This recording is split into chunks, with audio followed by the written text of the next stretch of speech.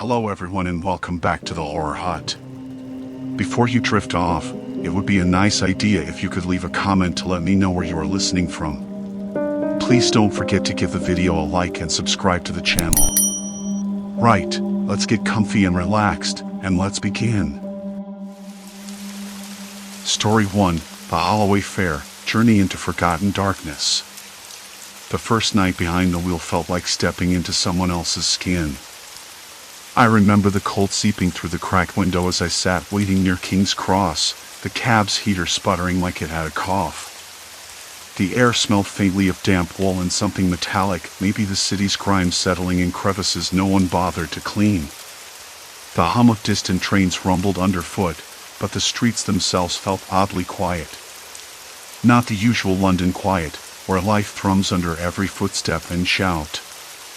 This was more like the hush before a storm, or the silence in a museum after closing. My hands gripped the steering wheel a little tighter than necessary. I tried to tell myself I was just tired, overthinking. New job nerves, perhaps. But I couldn't ignore the prickling at the base of my neck, the way the streetlights flickered unevenly, casting long, spindly shadows across nearby walls. It was just past midnight when the first fair appeared. A man in mid-30s, trench coat flapping slightly in the breeze, waved me down near a cluster of closed shops on Pentonville Road. He looked like someone who'd been wandering for a while, his eyes darting nervously over his shoulder. I didn't ask questions, that never goes well. I pulled over, window down just enough to hear. "To Holloway Road, please," he said, voice low, almost a whisper. The name didn't strike me as unusual, but the way he said it, like it was a secret, made me pause. I nodded, flicked on the meter, and set off. The usual route was straightforward, but as I turned onto Holloway, something shifted. The streetlights thinned out, and the buildings grew older, their facades peeling and sagging under years of neglect. The air felt colder here, heavier, as if the city itself was holding its breath. "Do you know if the old Holloway station is still open?" the passenger asked suddenly, eyes fixed on the fogged-up window. "No, shut down years ago," I replied, glancing at the rearview mirror. His face was pale, almost too smooth, like he hadn't slept in days. "Why, you ask?" He shrugged. "Just curious. Used to catch the train there as a kid. Feels strange seeing it all boarded up." I wanted to say something to break the silence but found my voice stuck somewhere halfway. The cab's headlights passed a narrow alley off the main road, one I hadn't noticed before, squeezed between two crumbling brick buildings. It wasn't on my map, and the street sign was faded beyond legibility. A chill ran down my spine as if the alley was a mouth opening to swallow the city whole. "Turn here," the passenger said abruptly, pointing toward the alley.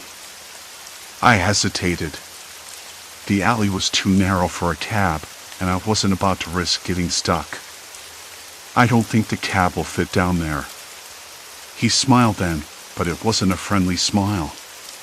More like a twitch of lips forced into shape. "Just try," he said softly. Against better judgment, I edged the cab forward. The tires crunched over broken glass and scattered leaves. The walls pressed in closer, coated with peeling paint and graffiti tags layered over each other like a forgotten conversation. The street lamp overhead flickered and buzzed, throwing patches of light that barely reached the ground. The silence was thicker here. No distant sirens, no footsteps echoing. Even the usual hum of the city seemed to vanish. I glanced in the mirror. The man's eyes were closed now, head tilted slightly to one side. His breathing was shallow but steady. "Everything all right?" I asked, voice sounding too loud in the confined space. No answer. The alley extended farther than I expected, narrowing as we went. I caught a glimpse of a rusted gate ahead, chained and padlocked, but the passenger didn't react when we passed it. I slowed the cab to a crawl, feeling a tight knot forming in my stomach. Then, without warning, The man reached into his coat pocket and pulled out a crumpled piece of paper. He handed it to me without meeting my eyes. "Memories," he said, voice barely audible. "You'll see." I unfolded the paper carefully.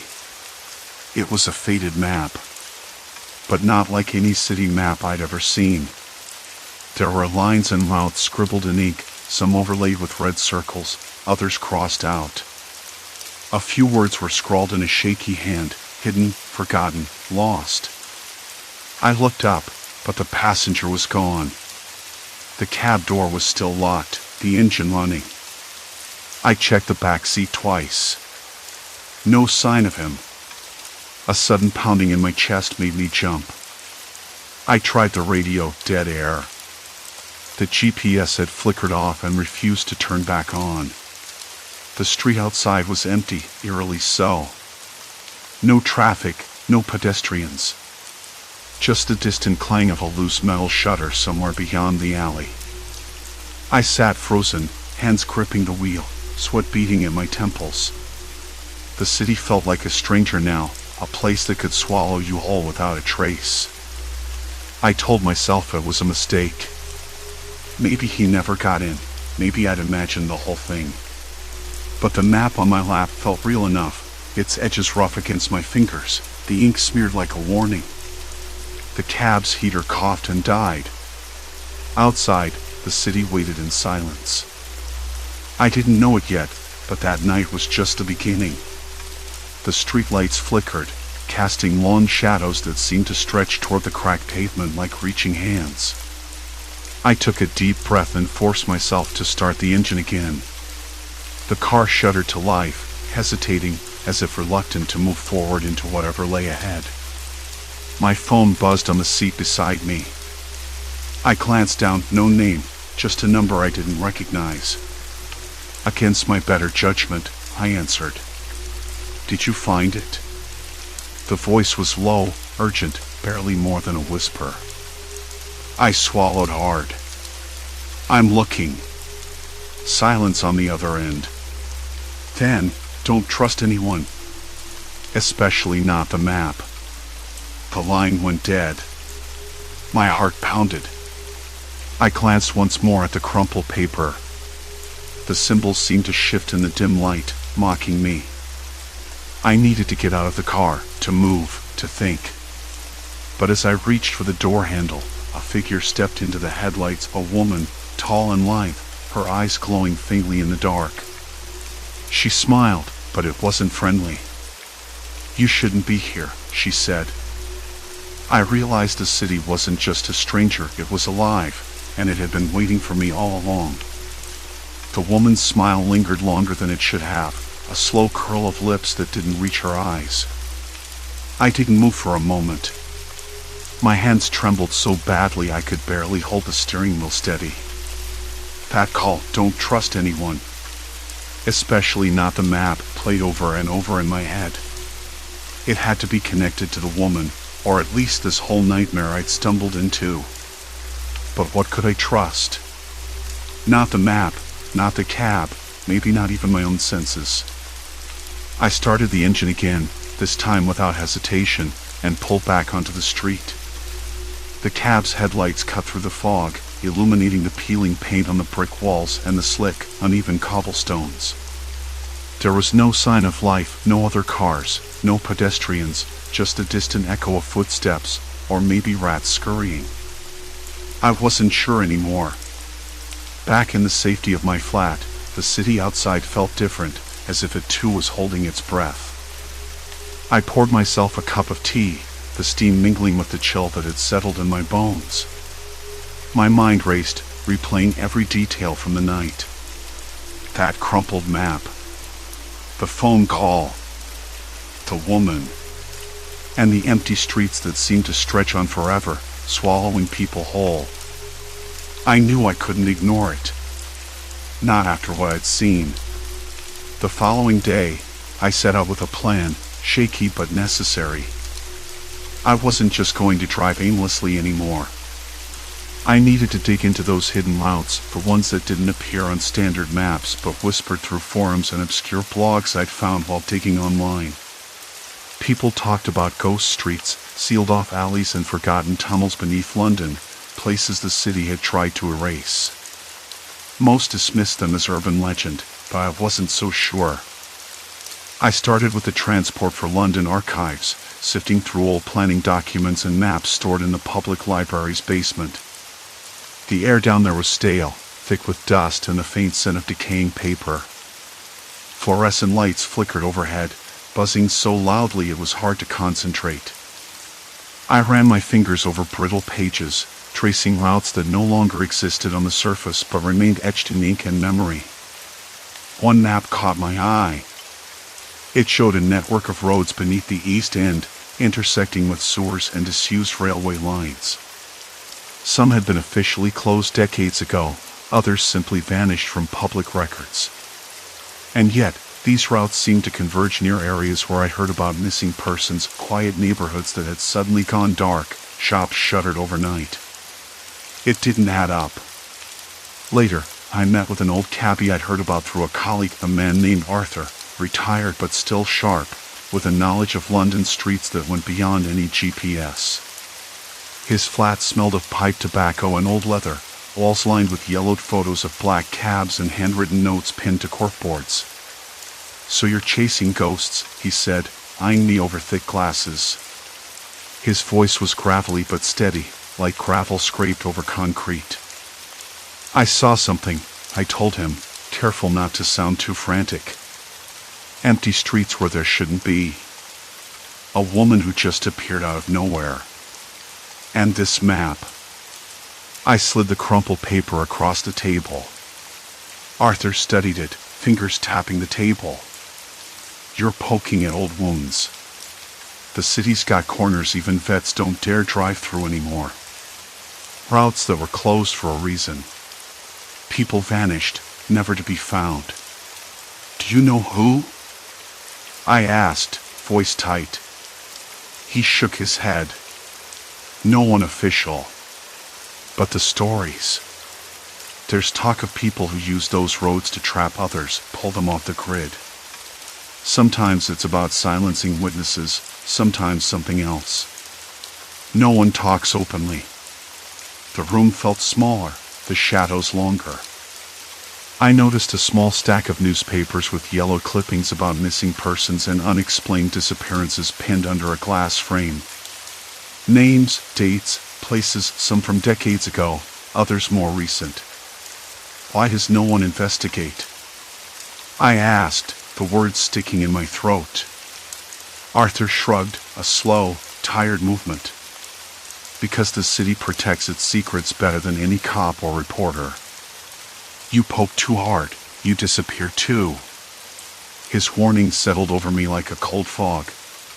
But I couldn't stop now. That night, I drove the cab toward the coordinates Arthur had pointed out, following the hidden roads on the old map. The streets grew narrower, shadows deeper, and the air tasted heavier, like the city was suffocating. The radio hissed with static, cutting in and out, as if resisting the journey. I passed through deserted neighborhoods, buildings boarded up and windows blacked out. The silence was overwhelming, broken only by the distant hum of a generator or the occasional drip of water echoing from unseen gutters. At one point, the GPS flickered, glitching between routes that didn't exist on the surface. The cab's engine stuttered, and I pulled over onto a cracked pavement that felt more like a forgotten graveyard than a street. My breath came out in visible puffs despite the lack of cold. From the corner of the cab's window, I thought I saw movement, figures slipping between shadows, but when I turned my head, there was nothing. Just the empty street, waiting. Then my phone vibrated again. No caller ID. "Stop looking," the message read. "They watch. You'll vanish next." I slammed the phone down, heart hammering so loudly I was sure it would give me away. The city wasn't just hiding roads. It was hiding something darker, something that thrived on silence and fear. I started the engine, eyes darting in every direction. As I pulled away, headlights flickered in the distance, like a pair of eyes tracking me. Or maybe I was imagining it. Back at my flat, I couldn't sleep. The walls felt too thin, the streetlights too dim. I kept hearing footsteps outside, soft and deliberate, stopping whenever I turned my head. I wondered if the woman was part of this, if she was a warning, a watcher, or something worse. I needed answers. But the more I uncovered, the less sure I was that I wanted them. The city was closing in, and I wasn't sure how long I would last before it swallowed me too. The night stretched on, thick and unforgiving. Outside, the city breathed in slow, uneven gusts. I could hear distant sirens faint like ghosts, a dog barking somewhere beyond the alley, and the faint scrape of shoes on pavement, soft, deliberate, stopping whenever I turned my head. I told myself I was imagining things. I hoped I was. I stared at the ceiling, tracing the cracked paint with my eyes. It looked like a spider web, tangled and fragile. That's when it hit me. I wasn't just tangled in this. I was caught. Trapped in a network so deep I didn't know if I could ever get free. Morning came too quickly, with a gray drizzle that seeped into the corners of the flat and into my bones. I didn't sleep. Not really. The bed was cold, my mind racing through every detail from last night's ride, the sealed-off streets, the vanished passengers. I needed a plan. I needed someone to talk to. I brewed a cup of black tea, the bitter warmth grounding me for a moment. The kettle's whistle cut through the silence, sharp and insistent. I could almost hear the city's heartbeat beneath it all, a slow, relentless pulse. I decided to call Mia, the dispatcher who'd been my closest thing to an ally since I started driving this cab. She was sharp, no nonsense, and most importantly, she didn't dismiss what I told her about the strange routes. "Morning," she answered, voice clipped but not unfriendly. I swallowed. "Nia, I need to know something. Have you ever heard of routes that don't show up on any map? Roads that just vanish or lead to places no one talks about?" There was a pause, long enough to make my stomach twist. "Look," she said finally, voice low, "you're not the first to notice the weird stuff. But no one's supposed to say anything. It's better if you forget it. Drives get lost. People disappear. It's complicated." "Complicated how? What do you mean, disappear?" Her voice dropped again, almost a whisper. "Some parts of London aren't just forgotten, they're erased. Not by time, not by nature, but by people. People who don't want to be found."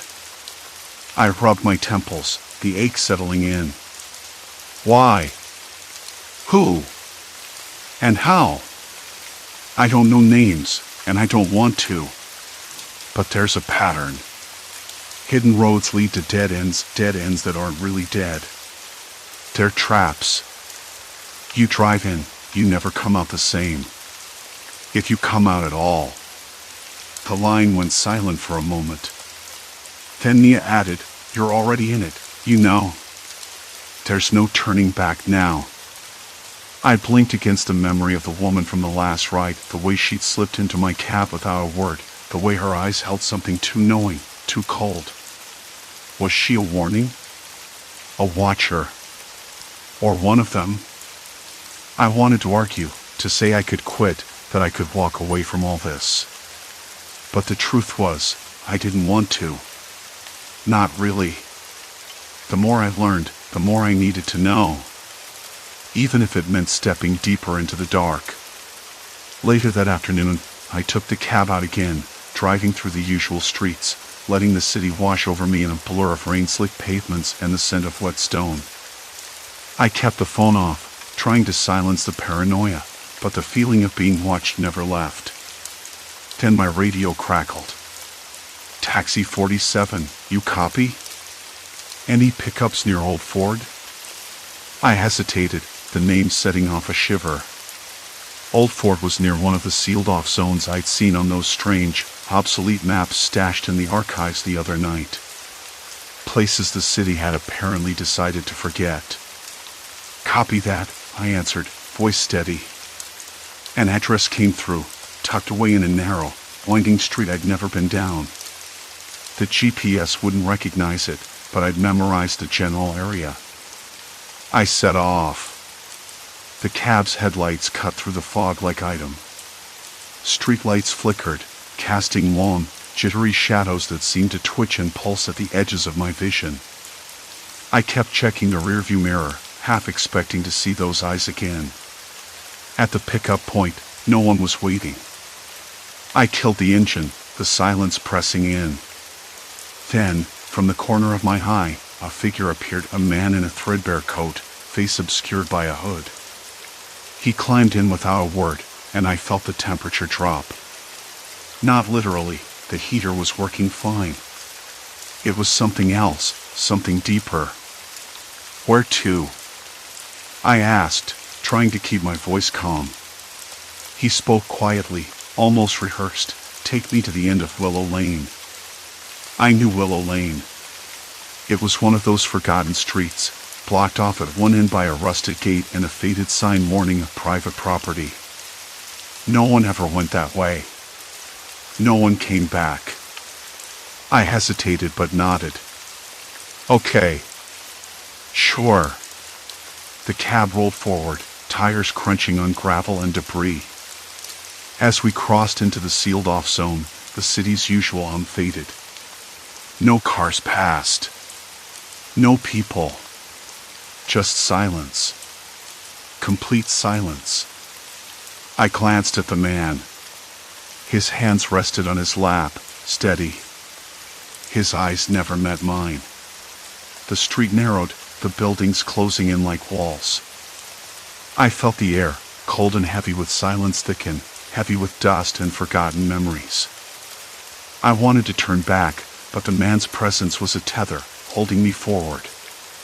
The gate came into view, rusty and chained, but the lock looked old, brittle. The man reached out, and the chain somehow gave way, clinking to the ground. I swallowed hard. "How did you?" He shrugged, a faint smile flickering. "They leave the door open for some." We drove through. Inside, the world felt wrong. The streetlights were dead, and the buildings leaned inward, as if watching. I could hear something whispers. Or maybe the wind caught in broken windows, but it sounded like voices just beyond comprehension. Then the man spoke, voice flat. "This is where they disappear. Where the city erases what it doesn't want." I wanted to ask who they were, but the words stuck in my throat. Suddenly, my phone buzzed in my pocket, silent, with no caller ID again. I pulled it out, fingers trembling. The screen lit up with a single message: "You're too late." The man looked at me then, eyes sharp and unblinking. "There's no going back now," he said. The cab keys slipped from my sweaty grasp and clattered on the floor. Outside, behind the rusted gate, I could see a figure standing in the shadows, a woman, her face pale, watching. Not a warning anymore. A promise. I wanted to scream, to run, but the locked door sealed me in. The city was no longer a place I worked in. It was a cage. And I was its newest prisoner. The air inside the cab thickened, heavy as if the night itself pressed against the glass, trying to crush me. Outside, past the rusted gate, the woman remained. Still. Watching. Her pale face blurred by shadows, but the way she held herself, like she was waiting, patient, inevitable, it felt as if she belonged to this forgotten place, like she'd been waiting here for years. I swallowed hard. The city had turned into something else entirely, and I was trapped inside a nightmare that smelled of damp concrete and rust. The man's voice cut through the quiet. "You want to know the truth? You want to understand why this place exists? He leaned in closer, the faint scent of stale tobacco on his breath. It's not about ghosts or curses. It's about control. People vanish because someone decided they shouldn't be part of the city anymore. Not officially. Not on any map. His words settled like sediment in my mind. Control. Erasure. The whispering voices, the forgotten streets, they weren't accidents. They were deliberate. Someone was rewriting the city, one lost soul at a time. I looked at the keys again. My fingers itched to grab them, to make a run for it. But the man was right. I wasn't just dealing with a sealed-off neighborhood or a bad part of town. I was caught in a network of silence and absence, a system designed to swallow people whole without leaving a trace. The woman outside shifted, stepping forward into a sliver of moonlight. Her eyes caught mine through the window, dark pools filled with something I couldn't name. Sadness? Resignation? Or worse, a warning. Who are you? I whispered, voice cracking. She didn't answer. Instead, the man spoke again. She's one of the forgotten. Someone who got too close, who saw too much. Now she waits. Like you will, if you don't decide what to do next. A sudden noise broke the stillness, a scrape, low and deliberate. My breath caught in my throat. From the corner of the street, a shadow detached itself from the darkness, moving with slow certainty toward the gate. It wasn't the woman. This figure was taller, broader. There was a purpose in the way it moved, no hesitation, no fear. The man's eyes narrowed. They don't like visitors. I wanted to speak, to ask who they were, but the words stuck. The cab's interior seemed smaller, the walls closing in. The faint hum of a distant generator, the dripping of water somewhere beyond the gate, it was a soundtrack to something closing in. I could feel it in my bones. My phone buzzed again, the screen lighting up with a message, "Turn back now." A cold sweat broke out across my skin. The warning was clear. Someone was watching, monitoring. I was a trespasser in a city that didn't want me. Why me? I finally asked, voice barely audible. The man shrugged, a bitter smile tugging at his lips. Because you're new. Because you ask questions. Because you drive the routes no one else remembers. You're a glitch in their system. I swallowed hard. The cab's heater had died hours ago, and the cold crept in through the cracked windows, making my skin prickle. I glanced toward the door handle. Locked. The manual lock was jammed. No way out unless someone let me go. And judging by the man's expression, I doubted that was going to happen. Who are they? I pushed, desperate for answers. He looked away, voice dropping to a whisper. People who decide who belongs. Who gets erased? Officials, maybe. Or something worse. A network. A shadow bureaucracy that keeps the city clean. They use these routes, these hidden roads, to vanish people. Not just the homeless or drifters. Anyone they deem inconvenient. I chewed on those words. The thought of such a system, secret, ruthless, made the hairs on the back of my neck stand up. But then, I thought about the faces I'd seen over the past weeks, the passengers who never reappeared, the silence where their story should have been. It fit too well. A sudden clatter outside startled me. The woman's figure vanished, swallowed back into the darkness. The other shadow stopped at the gate, pressing a hand against the rusted metal. I could see his breath in the cold air, steady, controlled. Then he turned, walking away without a glance. Like he was making sure I got the message. The man tapped the dashboard, bringing my attention back. You have a choice. Stay here and accept it, become another missing number. Or go deeper. Find the source. Expose it. My stomach churned.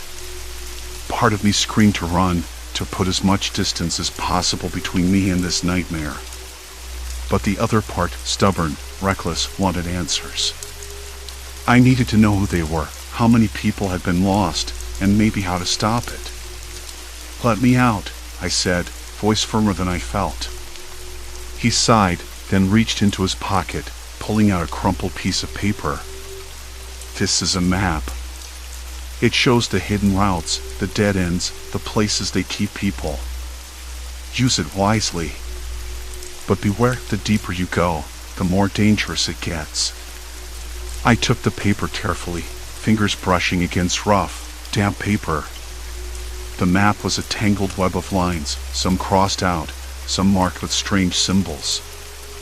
I recognized a few street names, but many were unfamiliar, sealed alleys, blocked passages, forgotten squares. "Why help me?" I asked. His eyes flickered with something unreadable. "Because I'm done being part of it. And because if no one stops them, no one will ever get out." I folded the map, feeling the weight of it in my pocket. The cab keys were still on the floor. My eyes flicked to them, then back to the man. "Can you unlock the doors?" I asked. He hesitated, then nodded slowly. "But once you're out, there's no turning back." The lock clicked, and the door handle lifted with a reluctant creak. The cold night air rushed in, biting at my skin. I stepped out, heart hammering, and looked back at the cab, my temporary prison, my refuge, my prison. The street beyond was swallowed in shadow, the buildings looming like silent sentinels. Somewhere nearby, a faint sound, a child crying, maybe, echoed through the empty streets. Or was it just the wind? I glanced at the map again. The routes twisted like a maze, a spider's web designed to trap and confuse. But I had to try. For every lost passenger, every silent disappearance, for the woman in the shadows and the man who'd given me this dangerous gift, there was no going back. The city had claimed too many already. Tonight, I was going to fight back. I took a deep breath, steeling myself against the chill and the silence, and stepped into the darkness. The cold air bit at my cheeks as I stepped out from the cab, the door's reluctant creak still echoing in the silence behind me. I glanced back at the cab, its yellow paint dulled under the street lamp's flicker. It had been my cage, my shield, and maybe even my accomplice. The lock clicked shut behind me, the sound final. There was no going back now. I pulled the map from my pocket again, its creases softening from the night's damp, and traced the hidden routes, the spider web that had held so many in its grip. Names blurred by time, streets that no one officially knew existed, dead ends that weren't dead ends. I realized then that those vanished passengers, those who never emerged, had been swallowed whole by this labyrinth. But why? And who? I remembered the man who'd handed me the route, his eyes shadowed, his voice low and warning. "Once you're out, there's no turning back." I thought I understood then what he meant. Now, standing in that silence, I wasn't so sure. There was a weight in those words.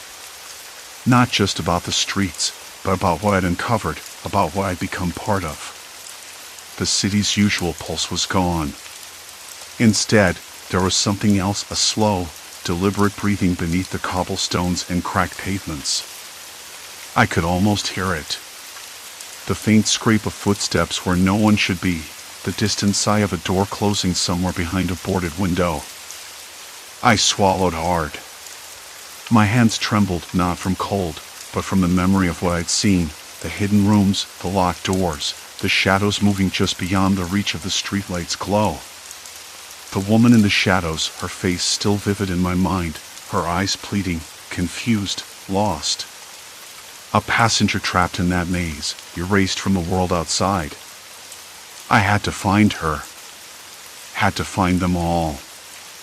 I took a few steps forward, down a narrow alley that wasn't on any official map, the rough brick walls closing in. The air was thick with dampness, the smell of rot and something metallic faint beneath it.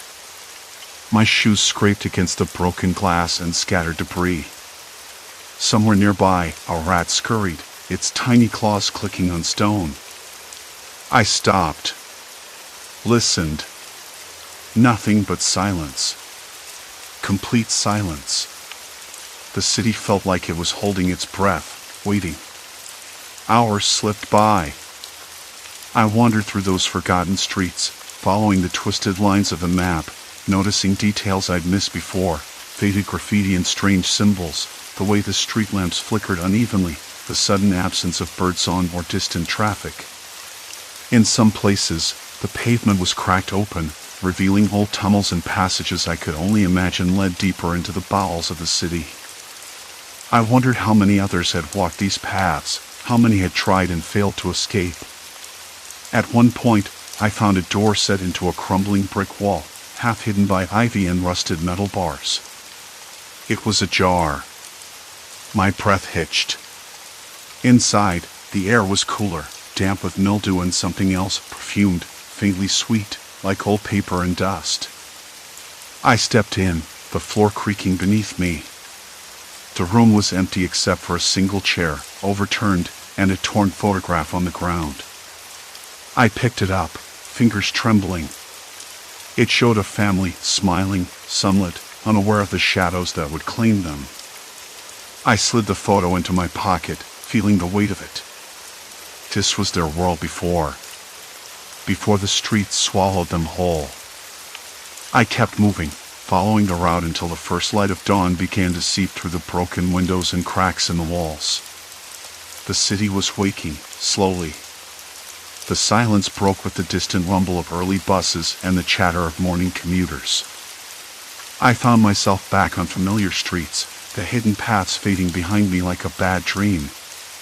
But I knew they were still there, lurking beneath the surface. That morning, I didn't go home. Instead, I sat in a small cafe, nursing a bitter black coffee that tasted like charcoal and regret. The sun spilled warm across the tabletop, but I felt cold inside. I pulled out the photo again, tracing the faces with a finger. They were real people. Not ghosts or phantoms. People who had been erased. I thought about the cab, the routes, the locked doors. It wasn't just a maze, it was a trap set by someone who knew the city's secrets, someone who used those secrets to vanish people without a trace. I had no idea or why, but I knew I couldn't keep driving those streets, not without doing something. I called the police that afternoon, my voice cracking as I relayed what I'd found, the hidden streets, the sealed-off areas, the missing passengers. They listened politely, took notes, but I could tell they didn't believe me. How could they? It sounded like madness, a cab driver chasing shadows in the dark. Still, I left them the map and the photograph. If nothing else, it was proof. A thread to follow. Days passed. I avoided the cab, my hands itching to drive but my mind refusing. I walked the city instead, watching, listening. The usual London bustle felt different now, like I was seeing it through a veil. People passed by with eyes fixed to their phones, heads down, unaware. But I wasn't. I was watching for cracks, for the moments when the city's smile slipped and something darker showed through. I started keeping a journal, writing down every detail, every route, every name I could remember. It was a way to hold on to the truth in a sea of disbelief. I wasn't sure if I was chasing justice or just trying to exorcise my own guilt. One evening, weeks later, I found myself back at the edge of the hidden streets. The city had moved on, but I hadn't. The cold wind tugged at my coat, carrying the faint scent of damp earth and old secrets. For a moment, I hesitated, then stepped forward, the map folded tight in my hand. I couldn't undo what had happened. I couldn't bring back those who disappeared into the shadows. But I could bear witness. I could keep driving, keep searching, keep telling the story of the streets that swallow people whole. Because if no one else remembered, I would. And maybe, someday, someone would listen. The darkness still waits. The city still holds its breath. But I have stepped into the light, even if it's dim and flickering. I am no longer just a driver. I am a keeper of ghosts. And that is a burden I will carry for as long as I live. Story 2, Footprints Through Time, Haunting Visitors at Campsite. I told myself it was just a solo weekend, a chance to disconnect and reset. The air was colder than I expected when I arrived, but the sun was still stubbornly bright, cutting through the pines with sharp shafts of light. The ground smelled of damp earth and pine needles, that sweet, musty scent that sticks to your clothes if you stay long enough. I knelt down to brush aside a patch of moss, feeling the cool, spongy texture beneath my fingers. It was oddly soothing. I picked a spot near a small clearing, where the trees broke just enough to let the sky peek through. From here, I could hear the faint rush of a distant creek, water tumbling over rocks, steady and unhurried. The kind of sound that almost lulls you into thinking everything's right with the world. I hadn't seen another soul since the narrow dirt road veered off the main highway and vanished into the trees. No cars, no hikers, no sign of the weekend campers I half expected to encounter. I liked it that way. Quiet. Isolated. Free. It took longer than I thought to set up the tent. The poles were stiff, and the fabric caught on branches I hadn't noticed. My fingers tingled from the chill, and I fought the rising itch to check my phone just one more time. No signal. Perfect. By late afternoon, the sun hung low, warming the tops of the tallest trees but leaving the forest floor in cool shadows. I sat against a tree trunk, a thermos of coffee warming my hands. The first sip was bitter, but good. The kind of bitterness that wakes you up. The kind you don't mind. That's when I noticed the footprints. They were faint at first, just shallow impressions in the soft soil near the edge of the clearing. Not fresh, but not ancient either. I knelt down, brushing dirt away to see the edges more clearly. They weren't mine. Not from this weekend, anyway. Some were boot prints, others bare footprints, and a few looked like they came from old-fashioned shoes. Odd, worn leather with a shape I couldn't place. I glanced around, half expecting to see someone stepping out from behind a tree, but there was nothing. Just the usual sounds, leaves rustling, birds chattering, a squirrel scurrying somewhere up high. Silence. Complete silence. I told myself it was probably from a hunter or a ranger passing through earlier in the season. Or maybe a lost hiker. But something about the prints unsettled me. They didn't match any pattern I'd ever seen on nearby trails. The way some of the toes splayed, the uneven depth of the impressions, it was like whoever made them wasn't just walking. They were searching, maybe even avoiding something. I stood up, brushing dirt from my knees, and looked toward the spot where the prints disappeared into the undergrowth. That's when I spotted it, a faded leather satchel, half buried under a pile of leaves. The kind of bag you'd find in an old movie set in the 1940s, with brass buckles and scuffed edges. I crouched down carefully, the hairs on my neck prickling despite myself. It was empty, except for a folded piece of paper tucked inside a hidden pocket. I unfolded it slowly, the paper brittle and stained yellow with age. The handwriting was cramped but clear. May 12, 1947. If anyone finds this, know I've been here. Not by choice. Not for long. I'm waiting. I blinked.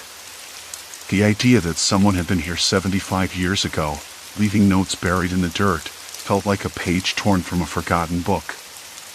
I looked around again, the forest suddenly feeling a little less welcoming. I stuffed the note back into the satchel and tucked the bag into my pack. Maybe it was a prank. Maybe someone was playing a game. But the more I stared at the woods, the more I felt eyes on me, though I saw no one. Later, as dusk settled, the temperature dropped sharply. The wind picked up, sending dry leaves skittering across the ground. I lit a small lantern inside the tent, its glow flickering against the canvas. Outside, the forest seemed alive with whispered voices, branches creaking, twigs snapping underfoot, a far-off owl calling. I tried to ignore the feeling of being watched. Tried to focus on the warmth of the coffee mug in my hands, the steady hum of the creek, the way the tent fabric rustled gently with the wind. But every time I looked outside, shadows seemed to shift just beyond the reach of my light. I kept telling myself it was nothing. The forest was full of wildlife. Maybe a stray raccoon or a deer. Yet, in the back of my mind, a question gnawed at me. If people had been here before, really here, hidden in these woods, what else might be out there now? And why did the note say, "I'm waiting"? When I finally crawled into my sleeping bag, the night was thick and quiet, but sleep wouldn't come easily. I heard footsteps again, soft, deliberate, just outside the tent flap. I held my breath, every muscle taut, listening. Nothing moved. Still, I couldn't shake the feeling that someone or something was waiting for me too.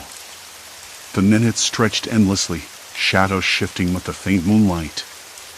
Then, a whisper, barely audible, brushed against the fabric, "Don't be afraid." My heart pounded, but curiosity edged out fear.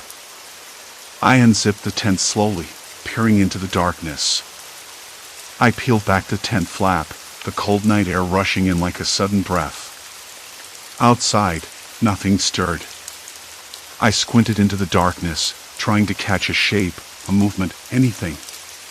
The moon, thin and pale, cast a faint glow on the leaf litter. Then I saw them, the footprints. Fresh, unmistakably human. They circled the tent quietly, too deliberate to be random animals. My breath caught. I crouched at the entrance, tracing the edges with my eyes. They weren't mine. And they weren't recent campers, either. The prints weren't uniform.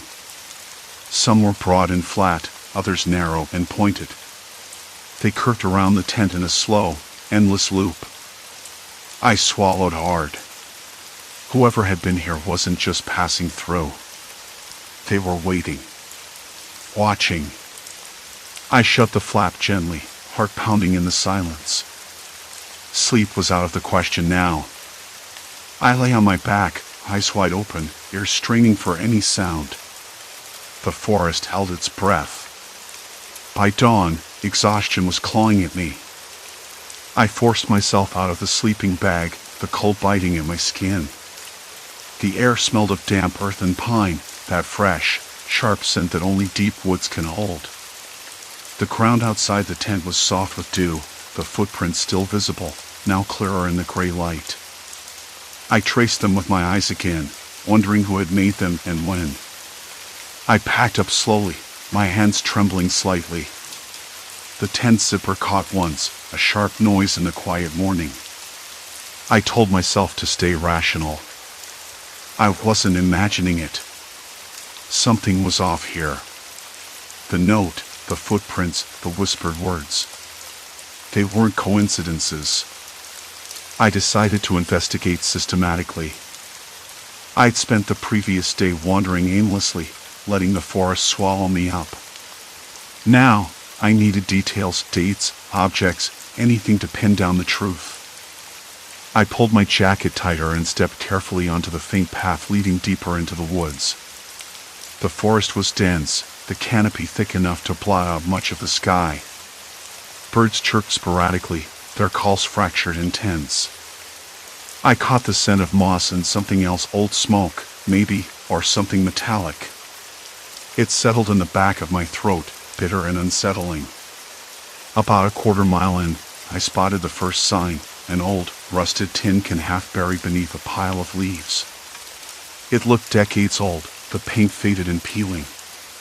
I knelt down, brushing dirt away carefully. There was a name scratched into the side, barely legible, E. Harper. The letters were jagged, hurried. I pocketed the can, feeling a strange weight in my chest. Who was E. Harper? And why had they left behind something so ordinary, yet so strangely out of place? Further along, I stumbled upon more artifacts, a cracked porcelain teacup, stained and cracked, a faded photograph wedged between two rocks, the edges curled and brittle. The photo showed a group of people, men and women dressed in styles from the 1940s, their faces serious and oddly familiar, though I couldn't place them. I sat down on a fallen log, heart racing. The forest suddenly felt colder, as if it was shrinking in around me. What was I walking into? The evidence wasn't just scattered, it was layered, like the forest had been a secret stage for decades of hidden lives. A noise to my left, a twig snapping sharply, snapped me back. I spun, eyes searching through the underbrush. Nothing moved. Still, the hairs at the back of my neck prickled. I swallowed an uneasy laugh. Get a grip, I muttered aloud. It's just a forest. But the forest wasn't just trees and animals. It was histories buried beneath layers of dirt and leaves. People who had lived here, left behind pieces of themselves in the shadows. I remembered the note. I'm waiting. Waiting for what? For me? For someone else? I couldn't shake the feeling that I was being drawn into a story much bigger than my own weekend escape. I pocketed the photo carefully and rose. The path forked ahead, one trail leading uphill, the other winding toward a creek. I chose the uphill route, reasoning the higher ground might offer a better view, maybe even more clues. As I climbed, the forest grew quieter. The wind dropped to a breathless stillness. My footsteps sounded loud, echoing up the trunks. I stopped suddenly, spotting something half hidden in a tangle of roots, an old leather satchel, worn and cracked with age. The strap was frayed, the clasp rusted shut. I tugged it free and sat on a rock, fumbling with the clasp until it gave way with a soft snap. Inside were papers, brittle and yellowed, with handwriting looping across them and ink faded to brown. I pulled up the top sheet and read the first line aloud, voice low and hesitant. April 12, 1937. The forest hides more than trees. They watch and they wait. I fear I am not alone. A shiver ran down my spine. Someone else had felt it, the presence, the watching eyes, the waiting. But who? And why had they never left? I stuffed the papers back into the satchel and stood, heart pounding harder now. The forest felt like it was holding its breath, waiting for me to make a move. I glanced back down the path, toward where I'd come from. The thought of returning to the tent felt suddenly risky, as if the place itself was a trap. As I debated my next step, a faint rustling came from the trees ahead. Leaves whispered and snapped underfoot, slow and deliberate. I froze, every muscle tensed. The sound wasn't random. Hello? My voice was small, uncertain. Is someone there? No answer. Just a rustle, inching closer. I backed away slowly, the satchel heavy in my hand. The weight of unseen eyes pressed against my skin, the forest no longer a refuge but a cage. I had to get out. But first, I needed to know who was waiting and why. The rustling didn't stop. Who's there? I tried again, a little louder, but this time it came out harsher, desperate. No reply. Only the slow, careful snap of twigs, like deliberate footsteps tracing a pattern I didn't understand. The rhythmic crunch was too measured to be an animal. It was human. A person moving without haste, as if they didn't want to be seen, but also didn't care if I knew they were close. I swallowed hard and took a tentative step back. My boots crushed dry leaves, and the sound seemed to echo in the dense quiet. The satchel bumped against my hip, the weight of the papers inside pulling me down. I could almost feel the eyes watching, waiting for a mistake, an opening. Then the voice came. Not a shout or a call, but a low murmur, so faint I almost missed it. You shouldn't be here. My blood ran cold, and the hairs at the back of my neck stood up.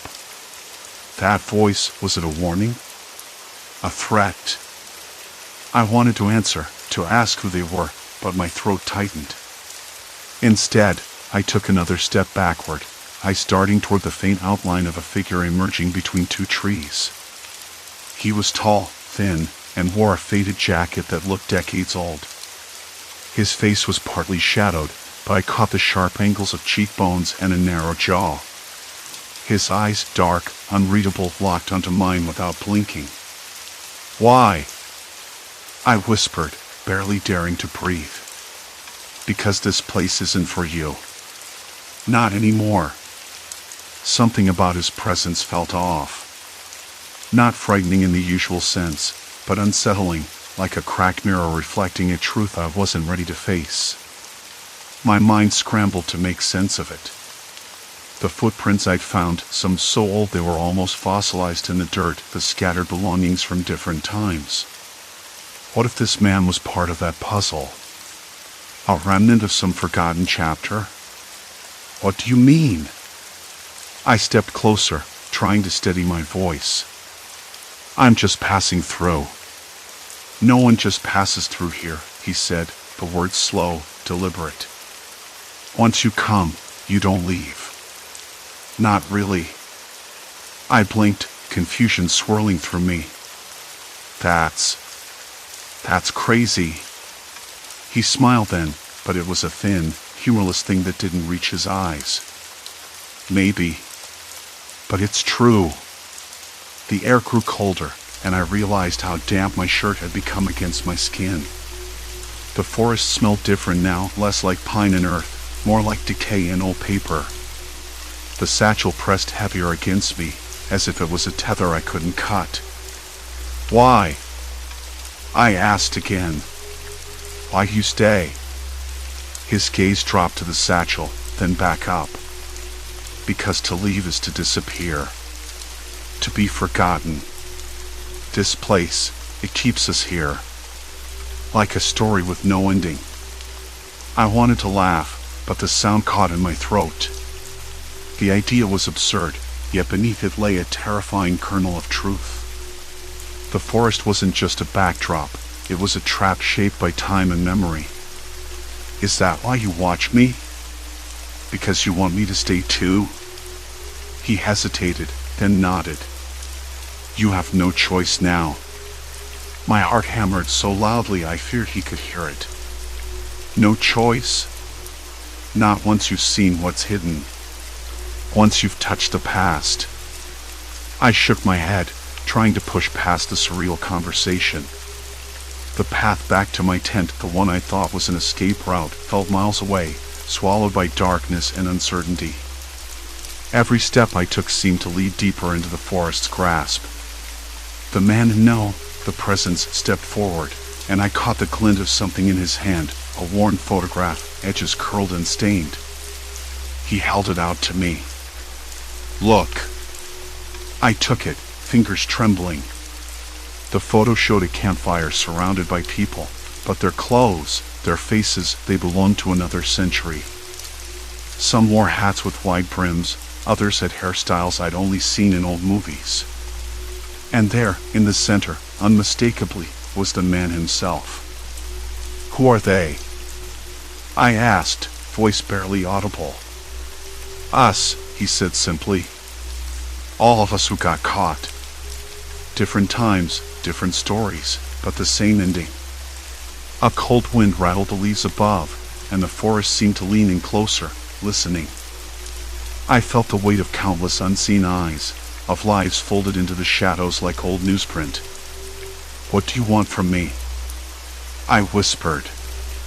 To join us, he said. Or to forget everything and never come back.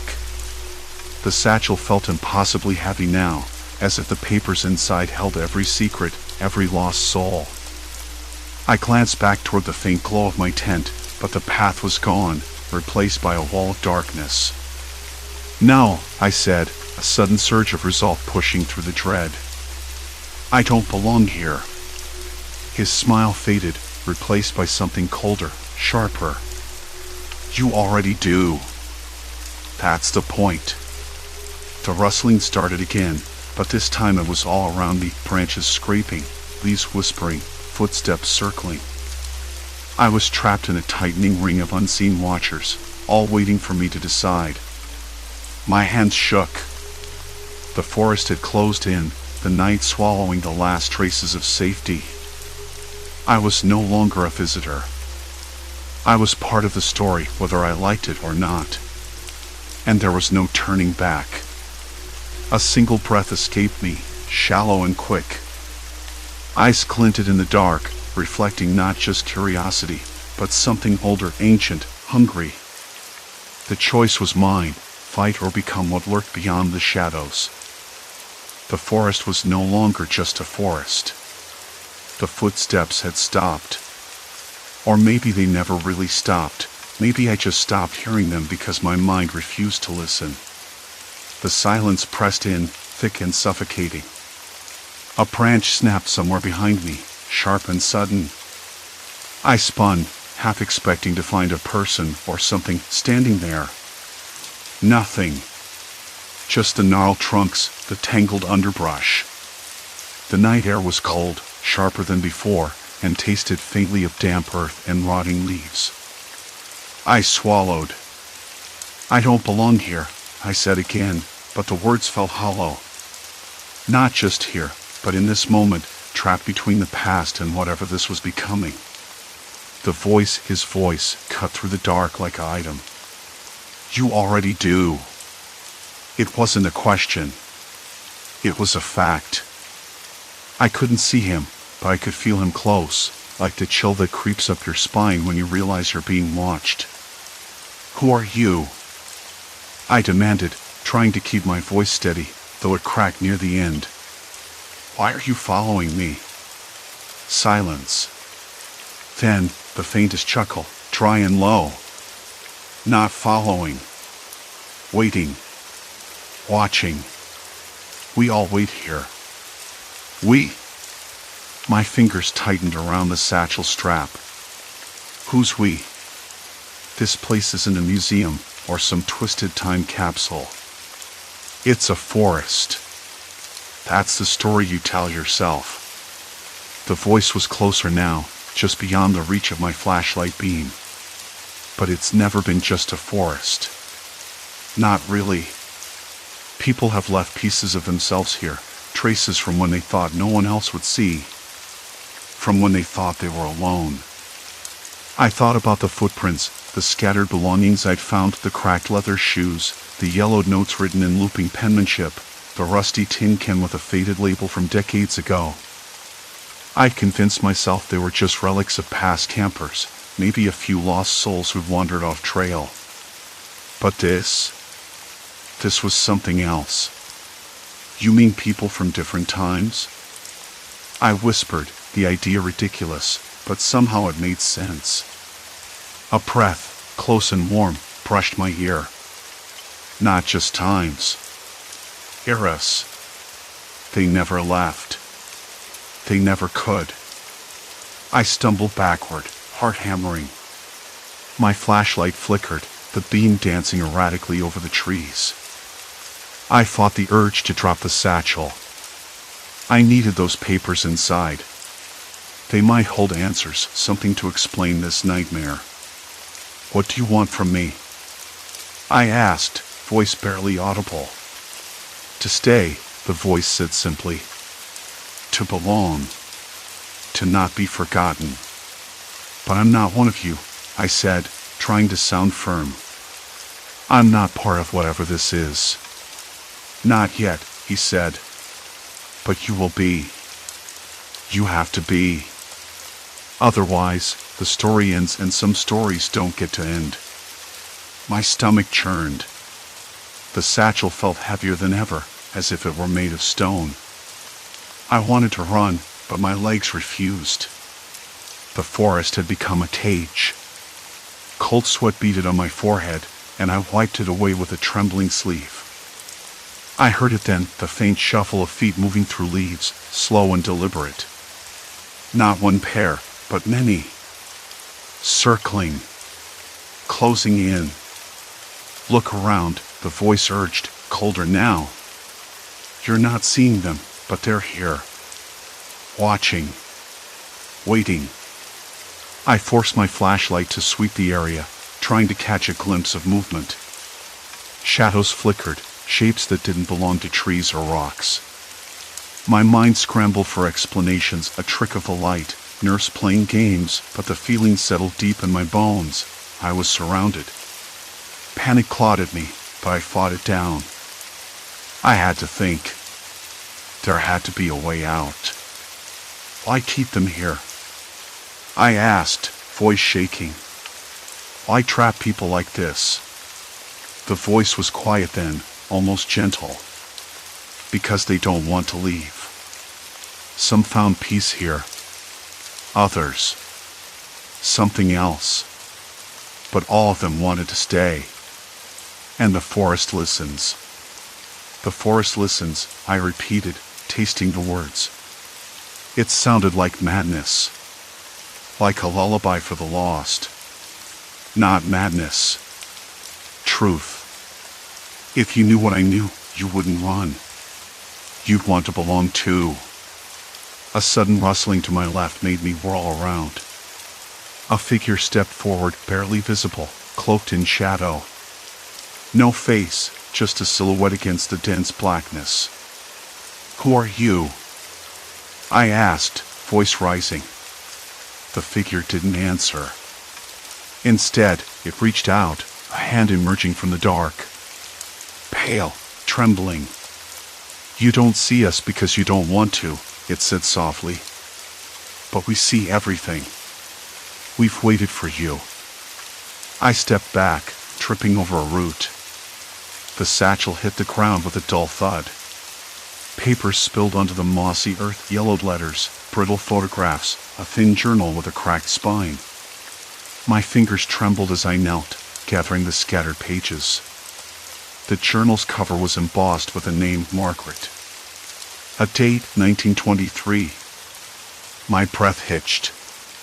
The handwriting inside was neat but hurried, detailing days spent in this very forest, talks of loneliness and hope and a strange man who promised forever. Forever, the shadow whispered, voice barely audible. That's the promise. The trap. The lie. I looked up, heart racing. The figure was closer now, the edges of its form sharper, more defined. The air grew colder, thick with the scent of damp wood and something metallic, old blood. I couldn't tell. Why me? I asked, desperation creeping in. Why choose me? Because you're the one who found the story, the figure said. Because you carry the past with you. Because you're the next chapter. I scrambled to my feet, clutching the satchel, my mind spinning. The path back to the tent was gone, swallowed whole by the night. The forest had shifted, rearranged itself into a labyrinth of dark shapes and impossible angles. I don't want this, I said, voice breaking. I want out. The figure's face was just a shadow, but the eyes shone bright, unblinking. You can't leave. The story demands you stay. That's the price of knowing. Cold fingers brushed my arm. I jerked away, stumbling backward, heart pounding so hard I thought it might burst. The satchel slipped, tearing slightly at the strap. Don't fight it, the voice urged, a cruel smile hidden in the darkness. You belong here now. I ran. Branches clawed at my face and arms, the ground slick beneath my boots. The whispers rose all around me, fragments of conversations, names, dates, regrets, laughter. The forest was alive with memory, with ghosts of the forgotten. I didn't stop until the first gray light of dawn crept over the horizon, bleeding through the trees. Only then did the shadows recede, leaving me breathless, soaked in sweat and dirt, clutching the satchel like a lifeline. But the forest had changed me.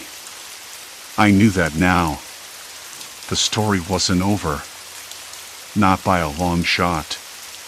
And somewhere deep inside, a voice whispered, "You're already part of it." The air was colder that morning, sharp with the scent of damp earth and pine needles crushed beneath an unseen weight. I woke before dawn, the thin tent fabric trembling lightly as a breeze slid through the trees. I lay still for a long moment, listening to the quiet. No birds, no rustling small animals, just a silence so dense it felt almost deliberate. I had expected the forest to wake up with me, but instead, it seemed to be holding its breath.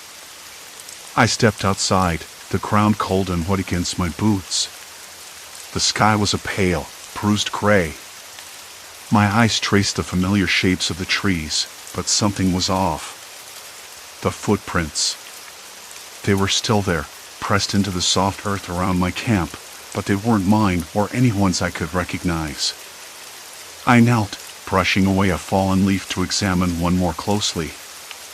The print was deep, wide, and the toes splayed oddly, like someone who wasn't used to walking on soft ground. I didn't expect to see footprints from someone who might have been here 100 years ago, but here they were, unmistakable in their strange shape, alongside newer prints that didn't match any of my own. I felt a chill run through me that had nothing to do with the cold. I had been fooling myself, I realized. All those things I'd found, the rusted tin can from a long-forgotten brand, the frayed piece of fabric that didn't belong to any modern clothing, the brittle leather-bound book with pages yellowed beyond recognition, they weren't just relics left behind by other campers. They were evidence. Footprints and belongings from people who had come here before me, people who had stayed, people who had hidden. And now, one of them was still here. I packed up my camp quickly but quietly, the usual clinks and rustles feeling like betrayals in the stillness. My hands trembled just a little as I rolled up the tent and stuffed my sleeping bag inside its sack. It wasn't just the unease of being alone anymore. It was the weight of knowing I wasn't the only one, not by a long shot, and one of those others hadn't left. As I moved through the trees, I kept my ears open, straining for any sound that didn't belong, the snap of a twig underfoot, a soft shuffle that wasn't my own. The forest smelled of moss and the faint bitterness of decaying leaves. Somewhere far off, a crow cawed twice, sharp and sudden. I stopped, breathing a little faster, but nothing else came. I told myself I was imagining things. That the footprints belonged to some oddball drifter or a lost hiker. That the strange items were just old trash left behind by careless campers. But I knew better. I'd seen the eyes watching me, the shadow slipping just beyond the edge of my vision. I'd heard the soft whistling, not the wind, but a tune, carried on the breeze, too deliberate to be random. I had to find the person. I had to understand what was happening before it was too late. Deeper into the woods, I came upon the small clearing where I'd found the half-collapsed shack a few days before. The place looked different in the daylight, less threatening somehow, but still heavy with the weight of years. The wooden boards creaked faintly in the wind, and the air felt thick with dust and something else. Desperation, maybe. Or loneliness. I stepped inside, the floorboards groaning beneath my boots. The room was empty except for a single chair, overturned, and a small pile of belongings pushed into a corner, a worn coat, a tin cup dented and rusted, and a faded photograph yellowed by time. I picked up the photo with care. It showed a man and a woman standing in front of a cabin, both smiling, though their eyes held a strange, haunted look. The date scrawled on the back was 1923. I slid the photo back into the pile and turned to leave, but a voice stopped me.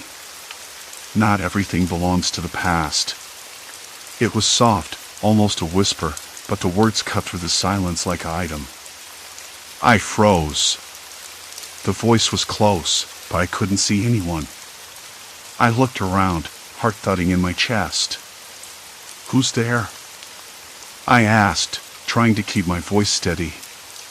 "Show yourself." There was no answer. Only the sound of leaves rustling in the breeze and the faint crackling of dry twigs underfoot. I stepped out of the shack and scanned the trees, feeling exposed and vulnerable. The forest seemed to close in around me, the shadows deeper and darker than before. I wanted to run, to get away from this place that had become a trap, but something rooted me in place. "I'm not leaving," the voice said again, clearer this time, coming from behind a thick oak. "This is my home." I swallowed hard. I wasn't sure if I was talking to a ghost or just someone who'd been hiding too long, but the threat was real enough. Not one of fists or tool, but of a mind twisted by solitude and fear. "You don't have to do this," I said, stepping slowly toward the tree. "We can find another way. You don't have to be alone." Silence. Then a faint rustle as if someone was retreating into the darkness. I didn't follow. Back at my camp, I packed the last of my things with slow hands. My mind reeled with everything I'd learned. The forest was a patchwork of lives, of people who'd come and stayed for reasons I could barely understand. And now, one of them was still tied to this place, unwilling or unable to leave. As the sun began to climb, spilling warm light through the canopy, I felt a strange mix of relief and sorrow. I had come here alone, seeking solitude, adventure, maybe even something like peace. What I found was a story far more complicated and far darker than I expected. I paused at the edge of the woods, looking back once more. The trees stood tall and silent, guardians of secrets too heavy to carry. I thought of the man and woman in the photograph, the countless footsteps layered in the mud, and the quiet voice that had echoed in the shadow. I didn't know if I'd ever understand what had trapped them here. Maybe some things were meant to stay buried. But I knew one thing with certainty: I wouldn't be one of them. The forest swallowed the last of my footsteps as I walked away, the strange peace of leaving settling over me. A breeze stirred the fallen leaves, carrying with it the faintest hint of a whistle, a song that belonged to no one and everyone, drifting off into the morning light. Story 3, Shifting Caravan, Portal to Twisted Realities. It began with the smell. The caravan sat in the corner of a rundown storage lot, tucked between a cracked-down RV and a battered delivery van. The afternoon sunlight slanted through the grimy windows, casting long shadows across the faded linoleum floor. I remember the way the light hit the dust motes, glittering like tiny, restless spirits. The air was thick with the scent of old pine and something else, something sharp and electric underneath. The kind of smell that makes your nose twitch without warning. I ran my fingers over the counter, feeling the rough grain of the wood beneath layers of peeling varnish. The surface was uneven, pocked with small dents and scratches. I could almost hear the stories embedded in it, years of meals hurriedly eaten and nights spent staring out the window at nothing. I liked that about it. The imperfection. The history. It felt real. Portable getaway, I muttered to myself with a half-smile, recalling the ad's tagline. More like portable headache. The wiring caught my eye next. Thin black cables snaked along the ceiling, exposed in places where the plaster had cracked and fallen away. I squinted, trying to make sense of the jumble. Some wires disappeared behind the walls, while others ended abruptly in empty sockets or twisted junction boxes. I tapped one lightly. It rattled hollowly. The whole caravan hummed with the faint buzz of electricity, but without any obvious source. I shrugged. Electrical quirks were easy enough to fix, or so I told myself. I had no grand plans for luxury. Just somewhere to park, crash, and write. A tiny escape from the city noise and the endless emails. A place to breathe, even if it was cramped and smelly. That night, I parked the caravan on the edge of a quiet campground just outside town. The sun dipped low, turning the sky soft shades of pink and purple. The air cooled, carrying the scent of pine and damp earth. I opened the small window and leaned my head out. A distant dog barked. Crickets chirped.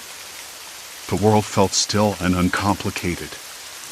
Inside, the caravan creaked as it settled. The warped floor shifted beneath my feet, uneven and strange. I set down my bag and flicked on the overhead light. It sputtered, flickered once, then steadied. I caught my breath at the sudden brightness, the sharp contrast to the dimness outside. I busied myself unpacking, pulling out a worn notebook and a thermos filled with lukewarm coffee. The taste was bitter, but comforting. I sat on the edge of the narrow bed, tapping the notebook's cover with my fingers.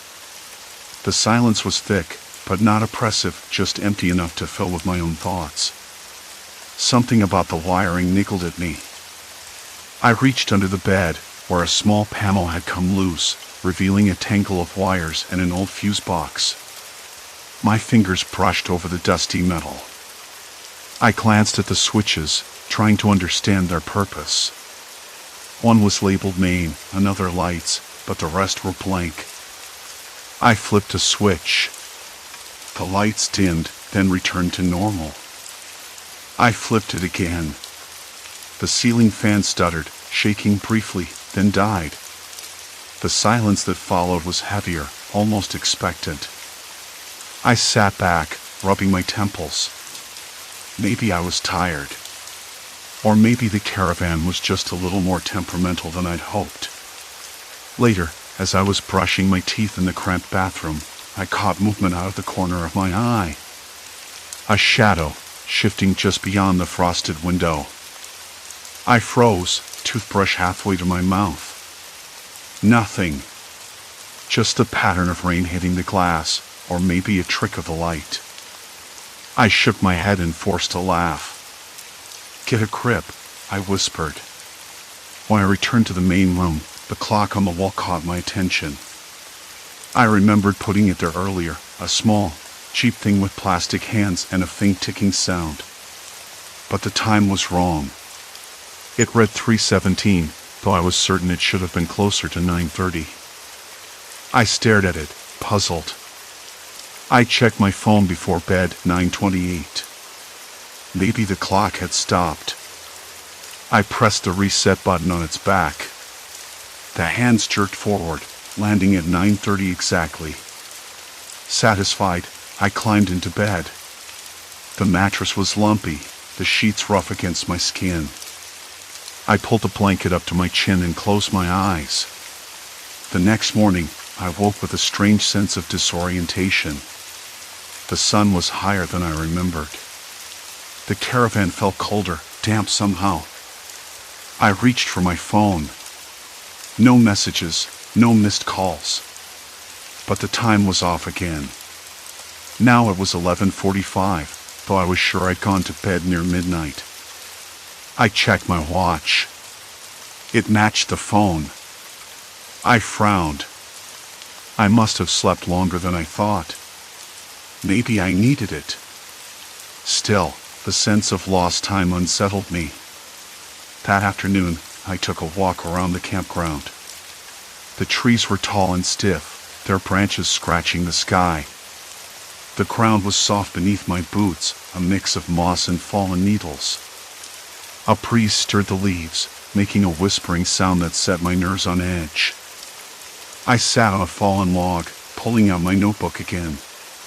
The pages were empty except for a few scribbles I'd made the night before, half-formed sentences, random thoughts. I tried to write, but the words wouldn't come. The silence pressed in. No birds. No insects. Just the faint rustle of leaves and the distant hum of a car on the highway. I looked up, scanning the trees. The campground was empty, or nearly so. A few tents packed away, trailers gone. The stillness was eerie. Back inside the caravan, I noticed the floorboards felt more uneven than before, some edges curling up like old paper. The wiring near the ceiling hummed louder, a low vibration that seemed to seep into my bones. I flipped the light switch. Nothing. The bulb burned out. I sat in the dark, listening. Silence. Complete silence. Then, a faint tapping. Not outside. Inside. I held my breath, straining to hear. The tapping stopped. I shook my head, trying to dismiss it. Probably a rat or a loose panel. I should have left then. Packed up and driven away. But curiosity rooted me in place. Before sleep, I checked the small cabinet under the sink where I'd stored some food and toiletries. The door was slightly ajar.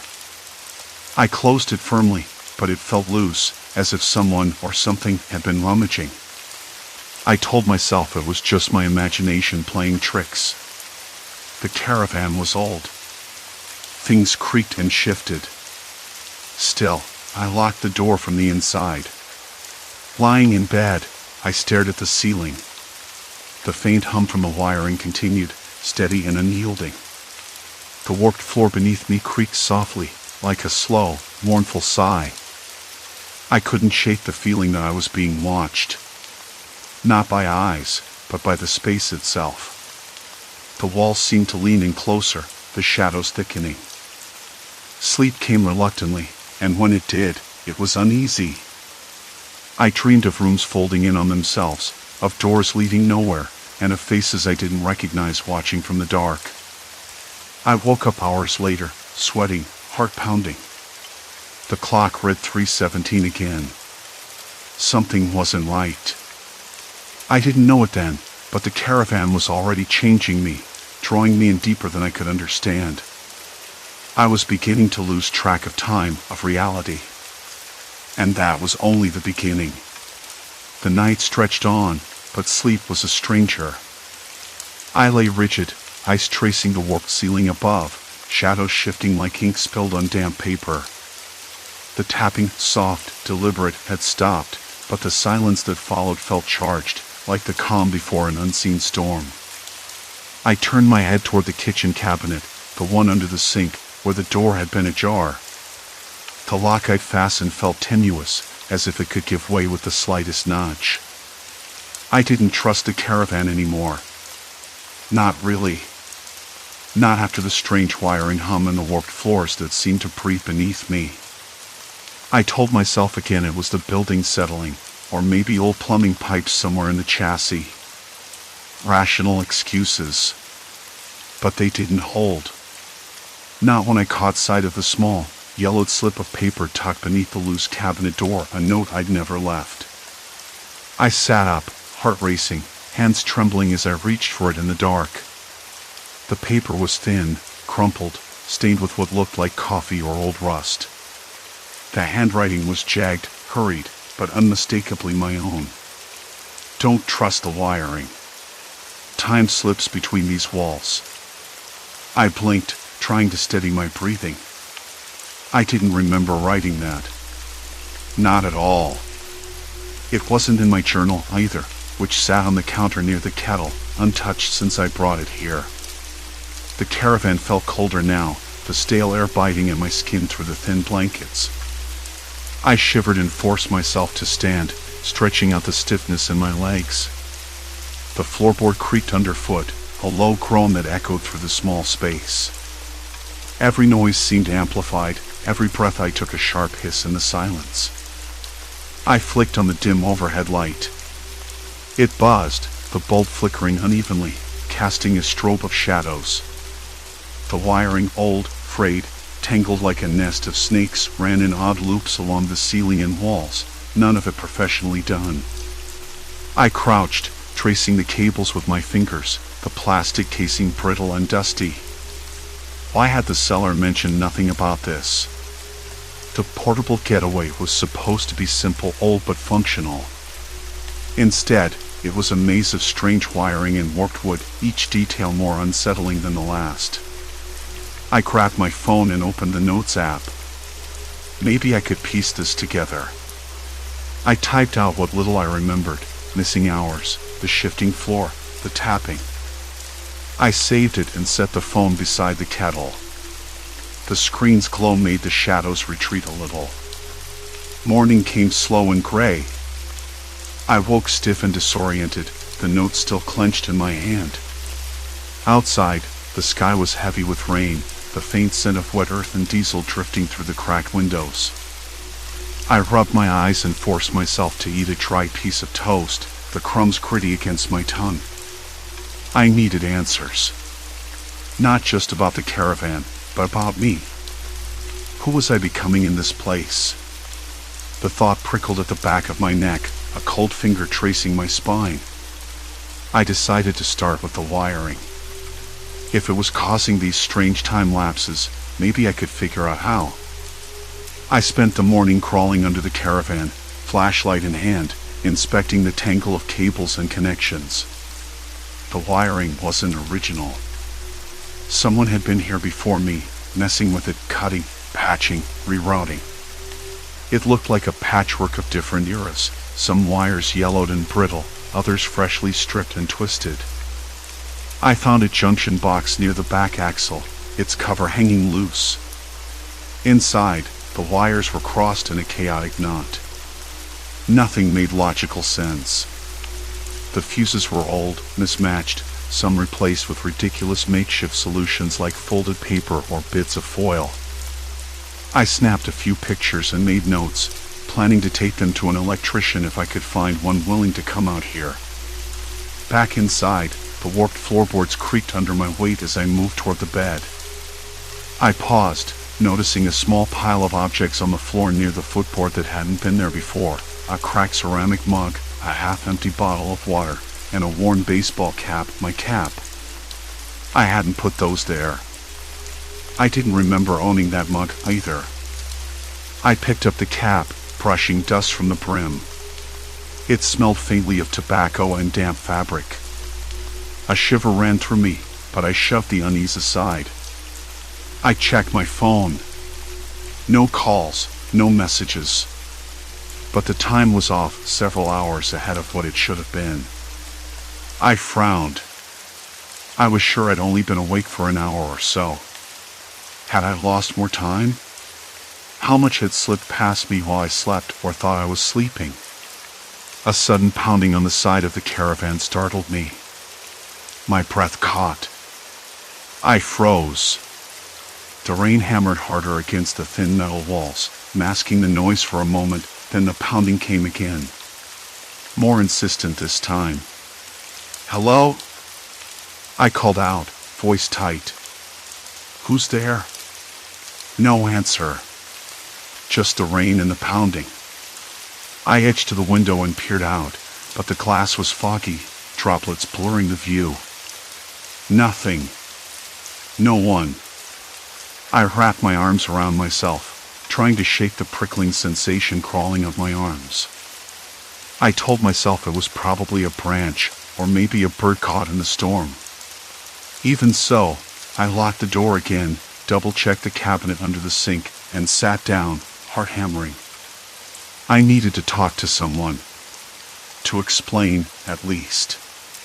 My friend Claire had been skeptical about the whole thing from the start, calling the caravan a glorified metal box with wheels, but she was practical and sharp.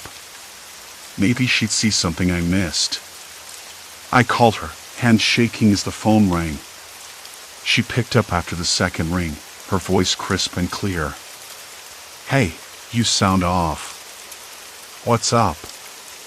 I hesitated. "It's the caravan, Claire. Something's wrong. I'm losing time hours at a stretch. And there's wiring everywhere, and I found a note. Like I wrote it, but I don't remember." There was a pause. "You're not sleepwalking, right?" "I don't think so. Or maybe I am. I don't know." She sighed. "Look, maybe it's just stress. You're isolated out there. You need to get out, get a fresh perspective." "I want to. But I feel like I don't know." like I'm stuck. Okay, how about I come out tomorrow? We can check the wiring together. Maybe your brain's just playing tricks. I nodded into the phone, even though she couldn't see me. Yeah, that'd be good. After we hung up, I felt a flicker of relief. Someone else knowing, someone else involved. But the relief was thin, fragile, like a glass about to shatter. I went back to the cabinet under the sink, opened it slowly, and pulled out the loose panel behind the food cans. There, tucked between the wall and a rusty tin of biscuits, was a small notebook. Bound in cracked leather, pages yellowed and curling. I opened it carefully. The handwriting inside was neat, meticulous, again, mine. But the entries were strange, disjointed, almost like a diary written by someone who was unraveling. One entry caught my eye. Time slips again. I can't tell if the days pass or loop. The wiring hums louder. I'm losing myself. Need to find the source before it's too late. The words pressed against my chest, heavy and urgent. I closed the notebook quickly and sat back, mind spinning. Was this me, or some version of me trapped deeper inside the caravan's strange pull? Had I been here before, days, weeks, months ago, and forgotten? The thought made my throat tighten. I tried to focus on the sound that seemed to vibrate in my bones: outside rain, distant traffic, a dog barking somewhere far off, but they all blended into a low, constant drone, as if the caravan itself was swallowing the world. I wasn't sure what to believe anymore. But I knew one thing: I couldn't stay passive. Something was happening here, something I had to confront. The tapping returned, softer this time, just behind the wall near the bed. I pressed my ear against the cold plaster. A voice whispered. Not a voice, really. More like a breath. The night crept heavily around the caravan, settling like thick wool over the cracked paint and warped floors.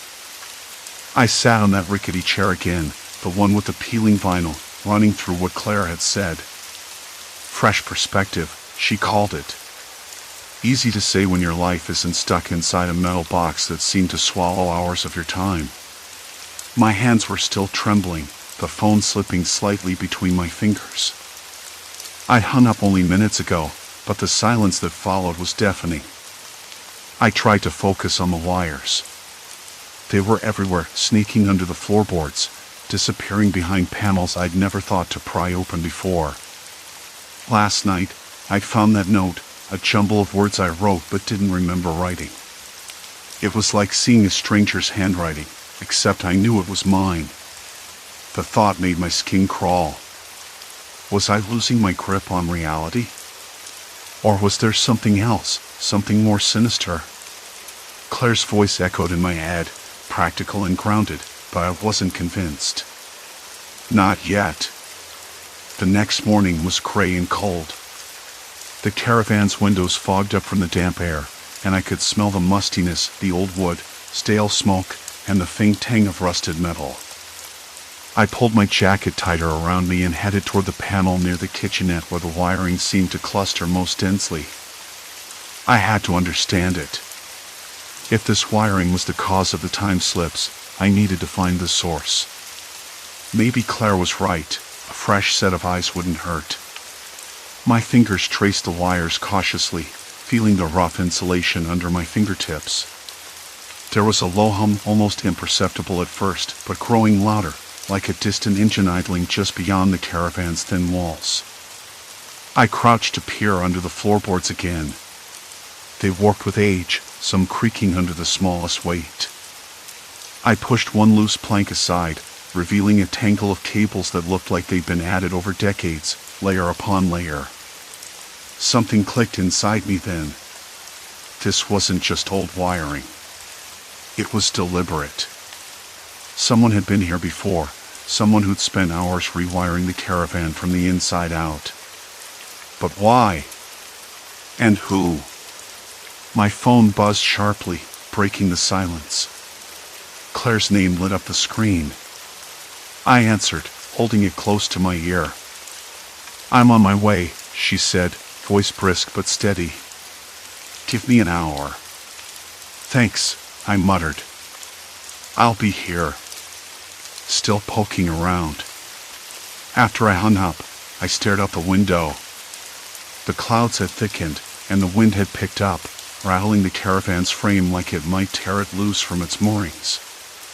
The whole place felt alive in a way I found deeply unsettling. Claire arrived just before noon, her boots crunching on gravel. She was practical, as always, with a toolkit slung over her shoulder and a notebook in hand. "Show me everything," she said, eyes sharp beneath a tangle of dark hair. I led her to the panel and lifted the loose floorboard. She knelt beside me, fingers deft and sure as she traced the wiring. "This is a mess," she said, brow furrowing. "Whoever did this didn't have a plan. It's more like someone was experimenting. Trying to reroute power, maybe? But it's all wrong." I watched her for a moment, noticing the way her jaw tightened. Could it cause, I began. Blackouts? Time loss? She nodded slowly. Maybe. If there's faulty wiring, it could be triggering electrical surges. That might affect your brain. Like an epileptic aura or something. But it wouldn't explain the note or the other stuff you mentioned. I swallowed hard. Other stuff? Claire's eyes narrowed. "You said you found signs of yourself. Living here? Like traces that don't match your memory?" I nodded, voice barely a whisper. "Yeah. It's like fragments of me are stuck in this place, but I can't reach them. And sometimes, I don't know if I'm the one who left those things or if it's someone else." She stood, rubbing her temples. "That's not good." Not good is an understatement. We spent the afternoon dismantling panels and mapping the wiring, but the more we uncovered, the deeper the mystery grew. Some wires didn't connect to anything visible. Others led to sealed compartments I hadn't noticed before. A small metal box, half buried under insulation, hummed faintly. It was warm to the touch, but I couldn't tell if that was from electricity or something else. Claire frowned. "This thing's rigged to stay powered no matter what. Like it's designed to trap you here, or at least keep you from leaving." I laughed, a short, bitter sound.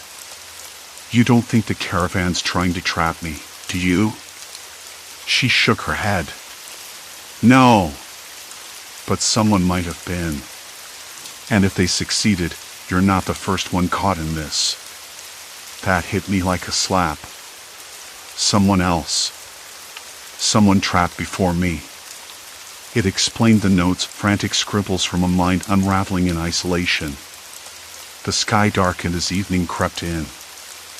I suggested we take a break, but Claire insisted on one last check near the back of the caravan. A heavy silence settled over the house long before anything else stirred. I knelt down, heart thudding, and pried a small panel loose. Inside was a bundle of folded papers, yellowed and brittle.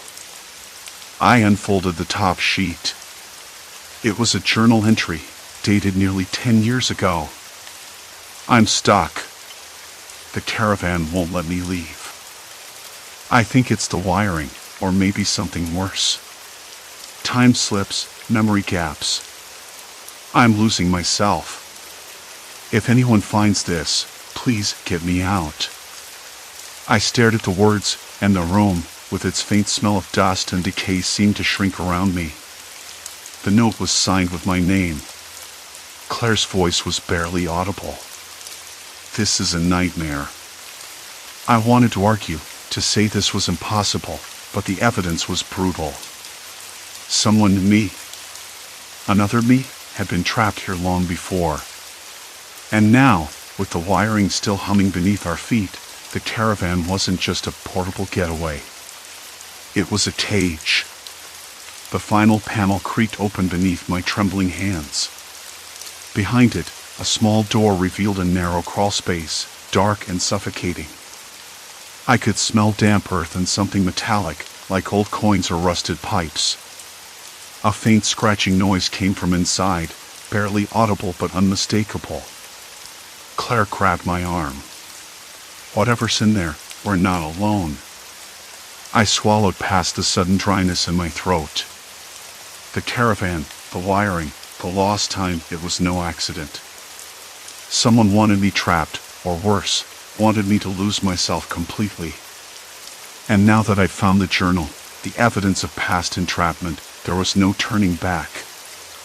I glanced at Claire, her face pale but determined. "We have to know what's in there," I said. She nodded, pulling a flashlight from her bag. The beam cut through the darkness, illuminating a narrow passage that seemed to stretch deeper than the caravan itself. I took a shaky breath and stepped forward. The point of no return. The next day, Claire's fingers trembled as she pried out the final panel near the caravan's rear. The dim glow from my flashlight cut through the stale air, revealing a tangled mess of wires that twisted like veins beneath the thin metal skin. The hum from the small box under insulation was louder now, pulsing faintly as if it had a heartbeat of its own. I wiped a bead of sweat from my brow, the cramped space suddenly feeling suffocating. "Look at this," Claire whispered, voice low, almost reverent. "These wires, they don't just power the lights or the fridge. It's like a maze, looping back on itself, but some of these run into nothing. Like they're deliberately hidden." I nodded, swallowing hard. It's not just poorly done wiring. Someone built this to confuse, maybe even to trap. But who? And why?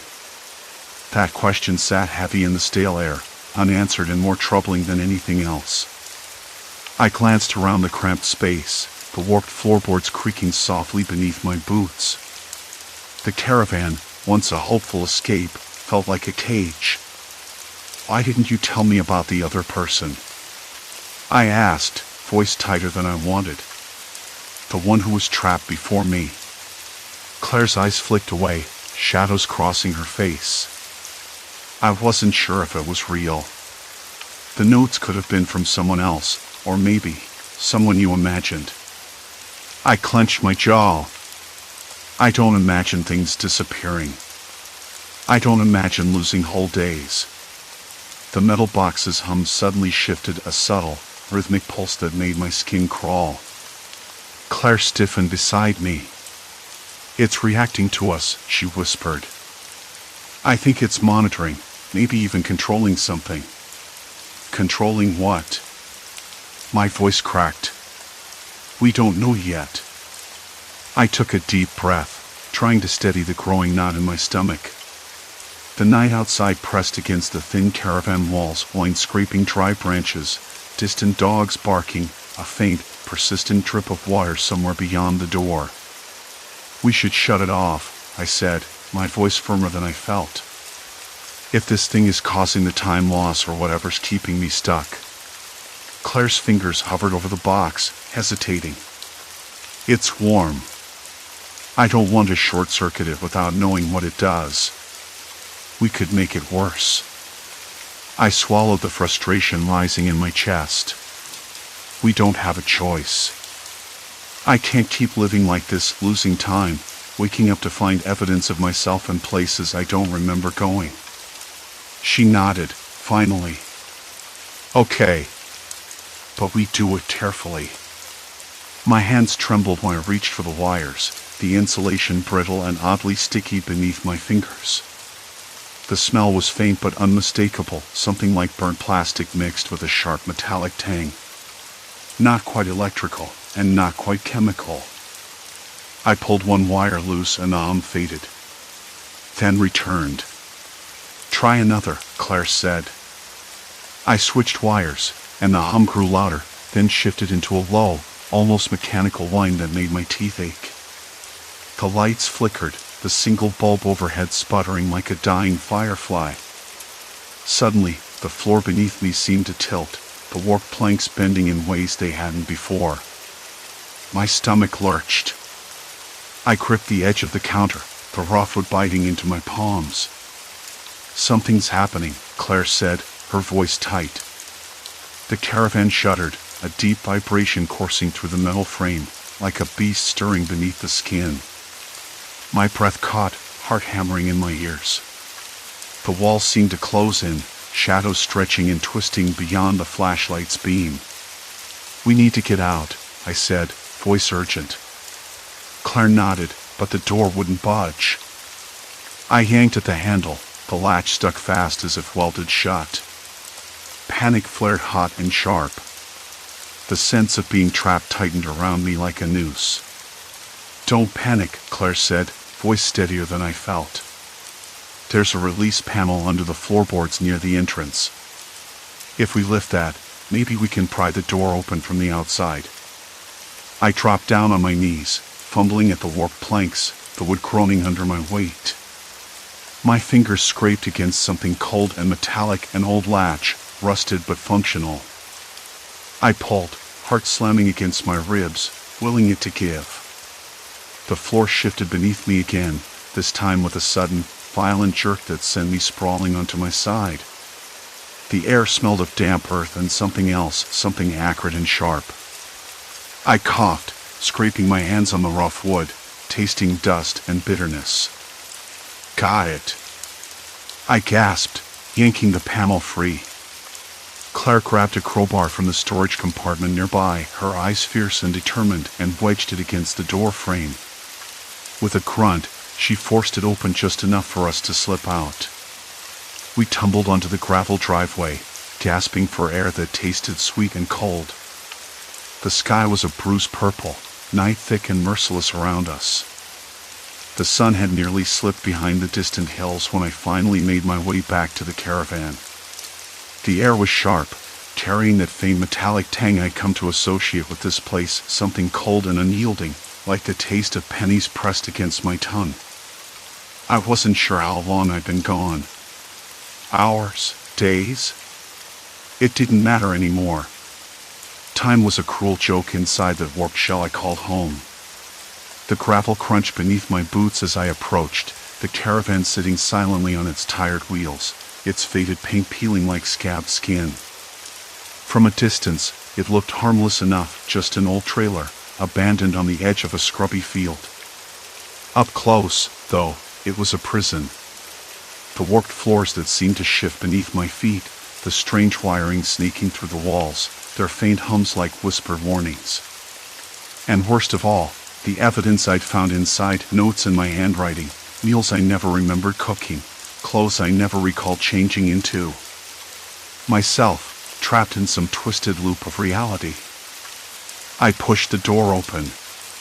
It protested with a groan that echoed through the cramped space, the air stale and thick. I noticed immediately the faint smell of damp wood and something else, something faintly chemical, like oil mixed with burnt plastic.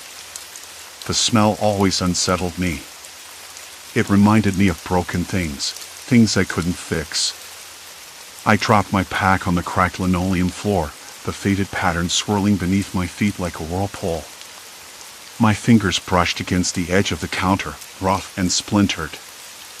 I closed my eyes for a moment and let out a slow breath. I was tired. Bone-deep tired. But I had to figure this out. I had to stop losing myself. I pulled out the small notebook I'd hidden beneath the cushions. The pages were dog-eared, covered in frantic scribbles, times, dates, strange observations. The more I wrote, the more I understood that the wiring was the culprit. Not supernatural, not ghosts or demons, just a baffling, human-made maze of circuits that distorted time in ways I didn't fully grasp. I'd managed to trace some of the wires back behind the panel near the stove. It was a tangled mess, a spider's web of exposed copper and frayed insulation. I had no idea who had wired this place or why, but it was clear someone had intended to manipulate the flow of electricity and, by extension, my perception. A sudden flicker of the ceiling light jolted me out of my thoughts. The bulb buzzed unevenly, casting long, jittery shadows across the walls. I glanced at the small clock on the counter. It wasn't moving. The hands were stuck at 3:17. I stared at it, willing it to change, willing time to move forward normally, but it remained frozen. The silence in the caravan was complete, punctuated only by the faint click and hum of the wiring. It was then I heard it, the quiet scrape of something sliding against the floor. I froze. My hands trembled slightly as I turned slowly toward the sound. There was nothing visible, just the warped walls and the peeling wallpaper curling like dead skin. "Hello?" I called out, my voice rough and unexpected in the stillness. No answer. Just that scraping again, closer this time, like fabric brushing against wood. My breath hitched, and I swallowed hard.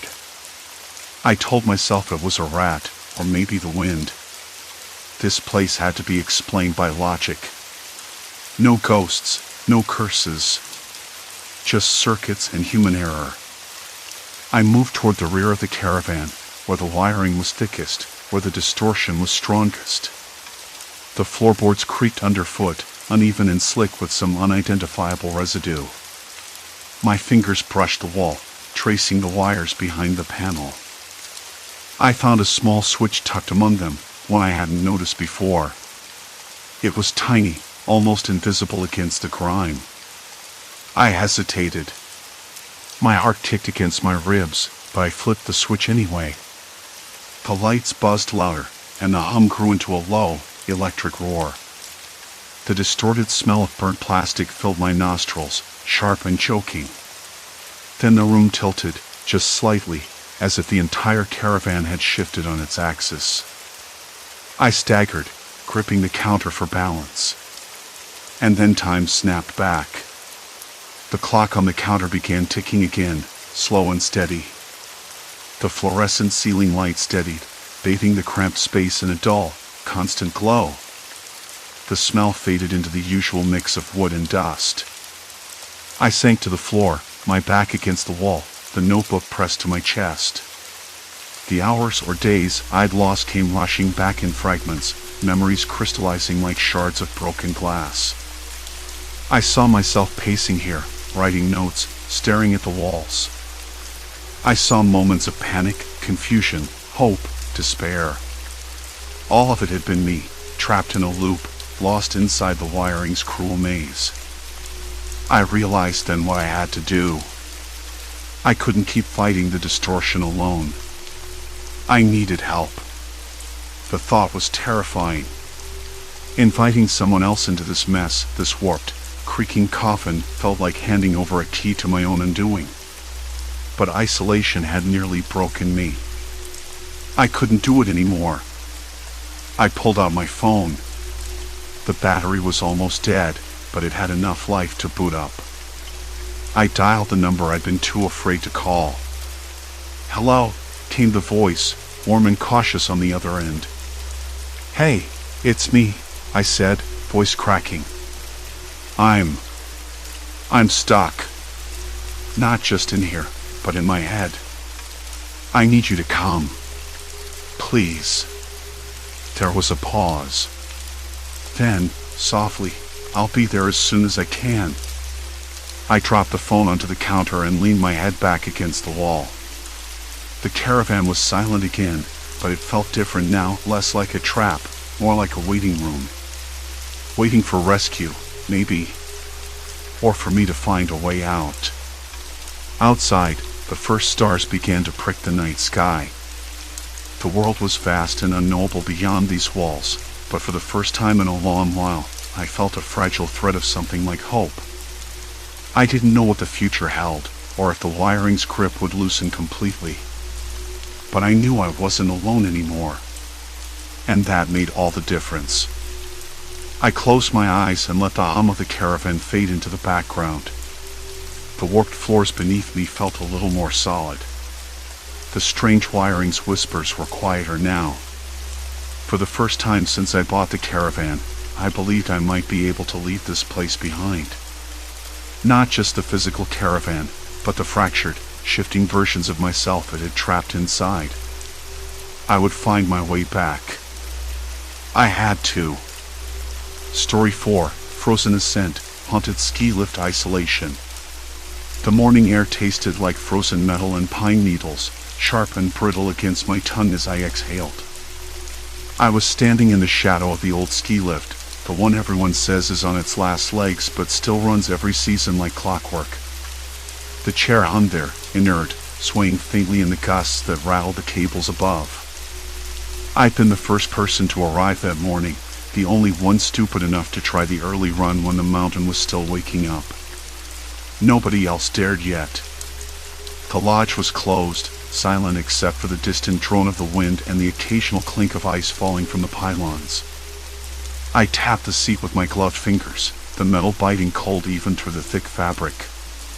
The cable creaked, a low groan that made me glance up instinctively. I felt a flicker of unease, like the mountain was watching me, waiting. I shrugged it off. I always got like this when I was alone on the slopes before the crowd showed up. Quiet made my thoughts louder, and louder thoughts had a way of twisting, of inventing danger where there wasn't any.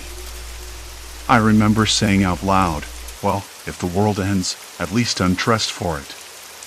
The words startled me more than the wind did. The echo bounced off the empty trees, swallowed by the thick silence. No answer. Nothing but the whisper of the cables. The chairlift chair was old, its paint chipped away in places, revealing rust that had settled into the metal like a stain you couldn't scrub out. I gripped the bar, cold and unyielding, and swung my legs slightly. The mountain stretched out below me, a patchwork of white and shadow, sharp ridges that caught the weak sunlight in jagged angles.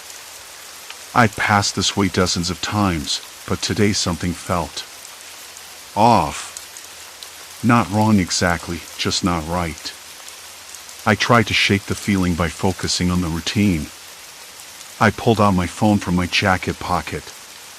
No signal. Of course. The mountain's curse. I tucked it away and looked around again. The sky had shifted, the sun was a pale, frozen orb caught in the gray, refusing to move. It hung there, motionless, like a frozen coin balanced on the edge of the world. I glanced back at the chairlift's control box. The panel blinked weakly, a single red light flickering as if struggling to stay awake. I pressed the call button, the one that usually connected to the lodge office. Nothing. Silence. The radio crackled, then went dead. I was about to mutter something about bad luck when the chair shuddered under me, just a little, like a cough. I froze. The chairlift had never shuddered before. It was supposed to be smooth, mechanical, predictable. Just like everything else on these slopes. The thought that something unpredictable might be happening was like a stone sinking in my gut. I looked around for signs of life. No skiers. No snowcats. Not even a bird. Just the endless, white quiet. My breath steamed in the air, cold and heavy with silence, and I pulled my scarf tighter around my neck, trying to pull the cold away. I could taste it, sharp and dry, like old paper. The wind picked up suddenly, rattling the cables and sending a spray of ice crystals swirling around me. I blinked hard against the sting and tried to steady my nerves. Okay, I said aloud, just a glitch. Probably just a power hiccup. But the words felt hollow. As I sat there, suspended between earth and sky, a strange thought crept in. What if nobody came? What if I was stuck here for a long time? I shook my head. Ridiculous. The mountain was busy. Someone would notice the lift had stopped. Someone would come. But the minutes ticked by, slow as molasses, and still no sound of engines, footsteps, or voices. Then I heard it.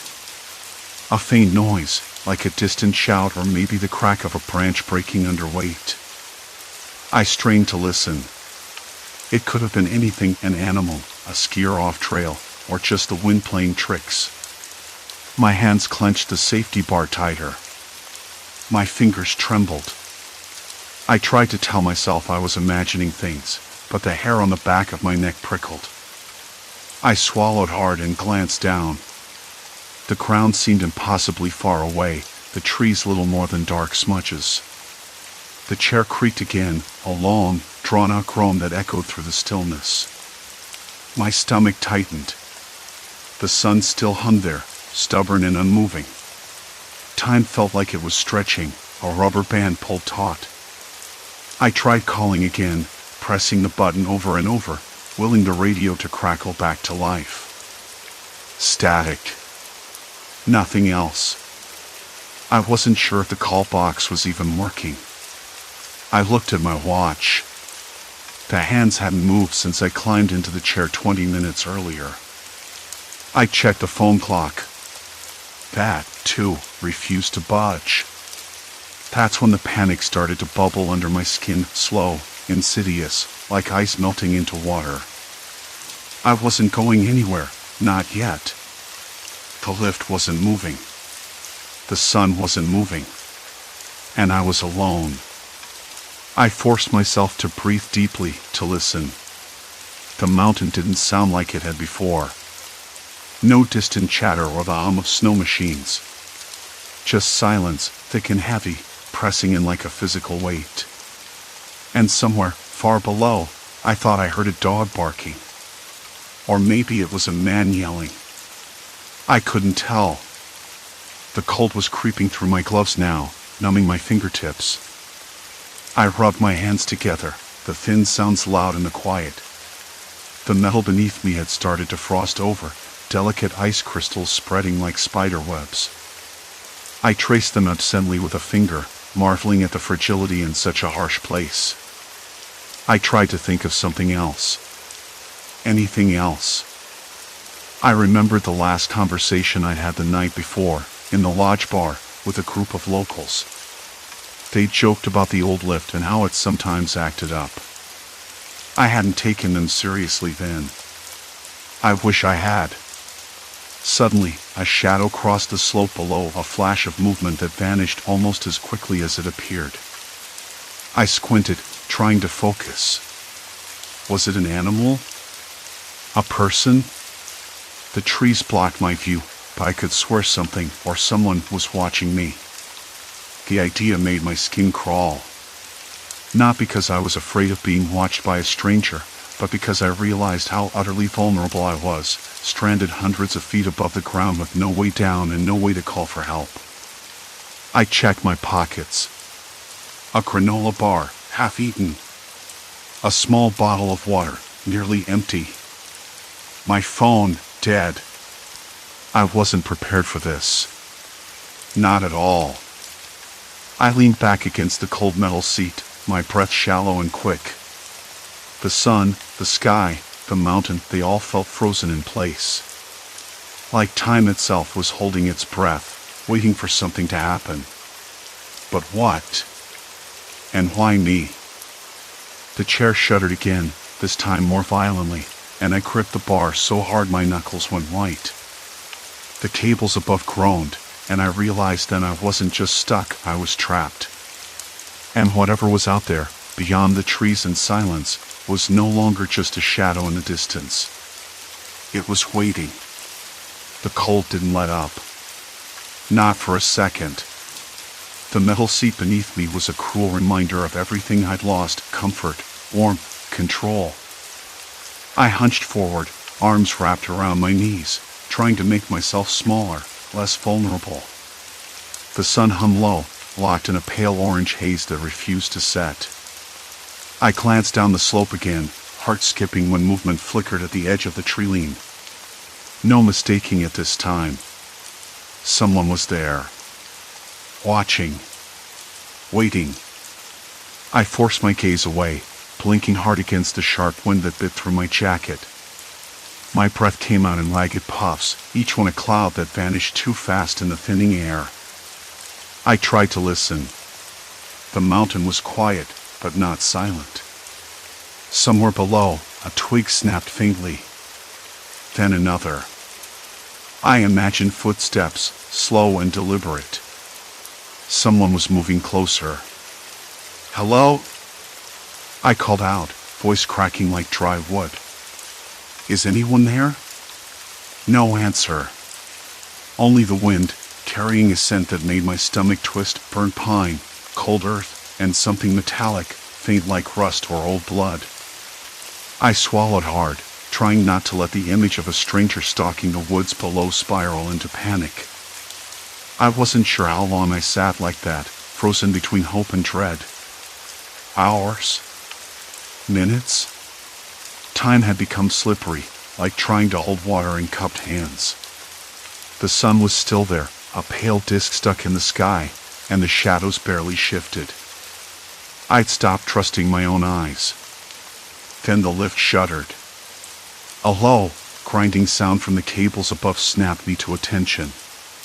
The chair jolted slightly, swinging out over the slope. I gripped the safety bar with white knuckles, chest tightening. The old lift wasn't just stuck, it was failing. I looked up, trying to catch a glimpse of the machinery that should have been humming, but all I saw was a tangled mess of cables disappearing into the mist. I had to figure out what was wrong. Couldn't just wait to be rescued or worse, forgotten. I started by checking the control panel on the side of the chair. It was nearly frozen shut, the button stiff and unresponsive. I tapped and pressed in turn, hoping for a miracle that never came. My hands trembled, numb with cold and fatigue, but also with something else, frustration, fear, and a desperate need to act. The panel flickered once, a dim red light blinking weakly. Then it died. I sat back, breath shallow. No luck. But I noticed something else, scratches on the metal frame, fresh and deep. Not random wear, but deliberate marks. Someone had been here before me. Or maybe recently. That thought tightened the coil in my stomach. Why? I whispered, tracing the grooves with a numb finger. The wind shifted again, carrying voices low, muffled, almost indistinguishable except for a harsh edge. I tensed, straining to listen. "Don't you see him?" "No, just a chair. Looks empty." The voices were close now, coming from the trees below. I froze, heart pounding so loudly it drowned out everything else. Footsteps crunching on snow and dry leaves grew louder, circling around the base of the lift tower. My mind raced. If someone was down there, they could be a rescuer or something worse.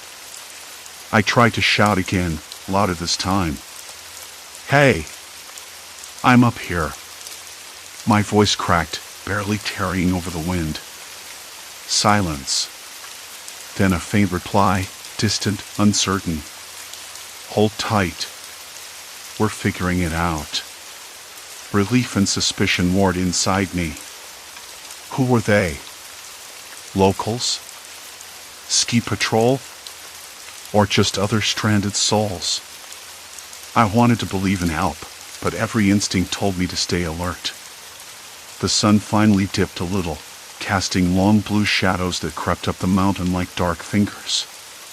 The temperature dropped sharply. My fingers and toes began to sting, the cold creeping under my skin. I curled tighter, pulling my jacket collar up to my chin, trying to hold onto the few dry crumbs of warmth left in my body. I rummaged through my pockets again, empty except for the half-eaten granola bar and the water bottle, now nearly bone dry. I bit off a small piece and chewed slowly, tasting stale oats and a hint of honey. It wasn't much, but it was something. I tried to map out my options. Signal wasn't working, no way to climb down without risking a deadly fall, and the lift was breaking apart. The voices below kept coming and going, like ghosts teasing me with hope and dread. I half closed my eyes, listening to the fading sounds of the forest and the creaking cables. Then I heard it, a sharp, metallic clang. Not from the cables, but from somewhere close to the base of the tower. I sat up straight. The The sound repeated, more deliberate this time. Someone was definitely down there, moving around the machinery. I called down again, voice stronger, more urgent. I'm up here. Please help. The wind swallowed my words. Silence followed. Then, a slow rustling from the snow, footsteps retreating. I swallowed hard, unsure if I'd been hurt or if whoever was there had just vanished. Was I imagining things? The isolation was playing tricks on me. Or maybe the mountain was hiding a secret, something no one wanted me to find. The sun's frozen gaze dimmed further, and cold seeped into my bones. I leaned back against the metal, eyes fixed on the darkening tree line, waiting. And then, from the shadows beneath the trees, a figure stepped forward. Not moving quickly. Not running. Just watching. I held my breath. The storm was coming, and I wasn't sure if it was the weather or something else that would get me first. The figure stayed there, just beyond the tree line, its outline barely visible in the gathering twilight. I swallowed hard, my voice gone dry. Hello? Can you hear me? I called again, louder this time, but the figure didn't respond. The snow beneath the trees crunched once, twice. Then nothing. I rubbed my numb hands together, the rough fabric of my gloves scraping against my wrists. I couldn't tell if the chill was from the dropping temperature or the dread settling in my chest. Minutes passed. The sun's last glow clung stubbornly to the horizon, but it didn't move, just hung there, frozen in place like everything else. I had seen the lift's clock stop hours ago, and now the sky seemed caught in the same eternal moment. Time was breaking apart. My breath came out in quick, visible bursts. I tried to shake off the growing panic, telling myself I wasn't imagining things. The footsteps, the figure, it was all real. But why was no one coming for me? The ski patrol, the rescue teams, they should have been here by now. The silence felt deliberate, almost like I was being watched, studied. Just like the figure in the shadows. I thought about the radio again, dead, useless. And my phone, buried somewhere in my jacket, long since lost signal. I was stranded, yes, but there was something else. Something like a trap. I scanned the trees again. The figure hadn't moved an inch. A sudden, sharp crack echoed through the quiet, like a branch snapping under heavy weight. The figure jerked its head slightly, almost imperceptibly, toward the base station below the lift. I followed its gaze, heart pounding, and saw movement. Another shadow emerging from the dark. The two shapes began to circle each other slowly, like animals marking territory. I wanted to shout a warning, but my voice caught in my throat. I was stuck in this cage of metal and cold air, a helpless spectator to whatever was unfolding below. Then it hit me, the sound I'd heard earlier, footsteps retreating, wasn't just some lost hiker or a rescue worker. It was something else. Someone else. Someone who didn't want me found. My mind raced. Why would anyone be down there, moving around the machinery, but refusing to help? Why had the lift malfunctioned in the first place? Random accidents didn't wait to trap a single person in silence for days. I pressed my palm against the cold metal bar in front of me. The paint was chipped and rough, scraped by time and weather, but sturdy. I toyed with the idea of climbing to the tower above me, just in case. But the cable stretched impossibly high, and the wind was picking up again. I wasn't a climber. I was a trapped passenger. The wind shifted, carrying a faint scent of smoke. Not wood or pine, but something acrid, sharp. I wrinkled my nose. Was someone down there trying to signal? Or was it something else? The figure moved again, stepping closer to the base station. I saw a flicker of movement in its hand. A flashlight? No, something smaller, and that smell thickened, like burnt plastic. My pulse quickened. This wasn't just a malfunction. This was deliberate. I thought about calling out once more, but what if they were watching? Listening? Waiting for me to make a mistake? The idea made my skin crawl. I hugged my knees, trying to suppress the shivers running through me. Then, from behind the lift's control box, a voice called out. Low, rough, almost a whisper carried on the wind. You shouldn't be here. My head snapped toward the sound, heart hammering. The voice was close, too close. I scanned the snow below, but no one stepped into the light. The figure remained still, silent. Who's there? I shouted, trying to steady my voice. I'm stuck up here. I need help. Silence stretched between us, thick and suffocating. Then, a slow, deliberate laugh, dry, humorless, like the sound of dead leaves scraping against stone.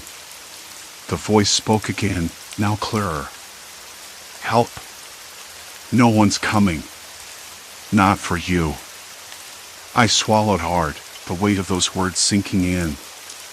Not coming? Why? What was I missing? The sun dipped lower, the frozen light fading into a dull gray.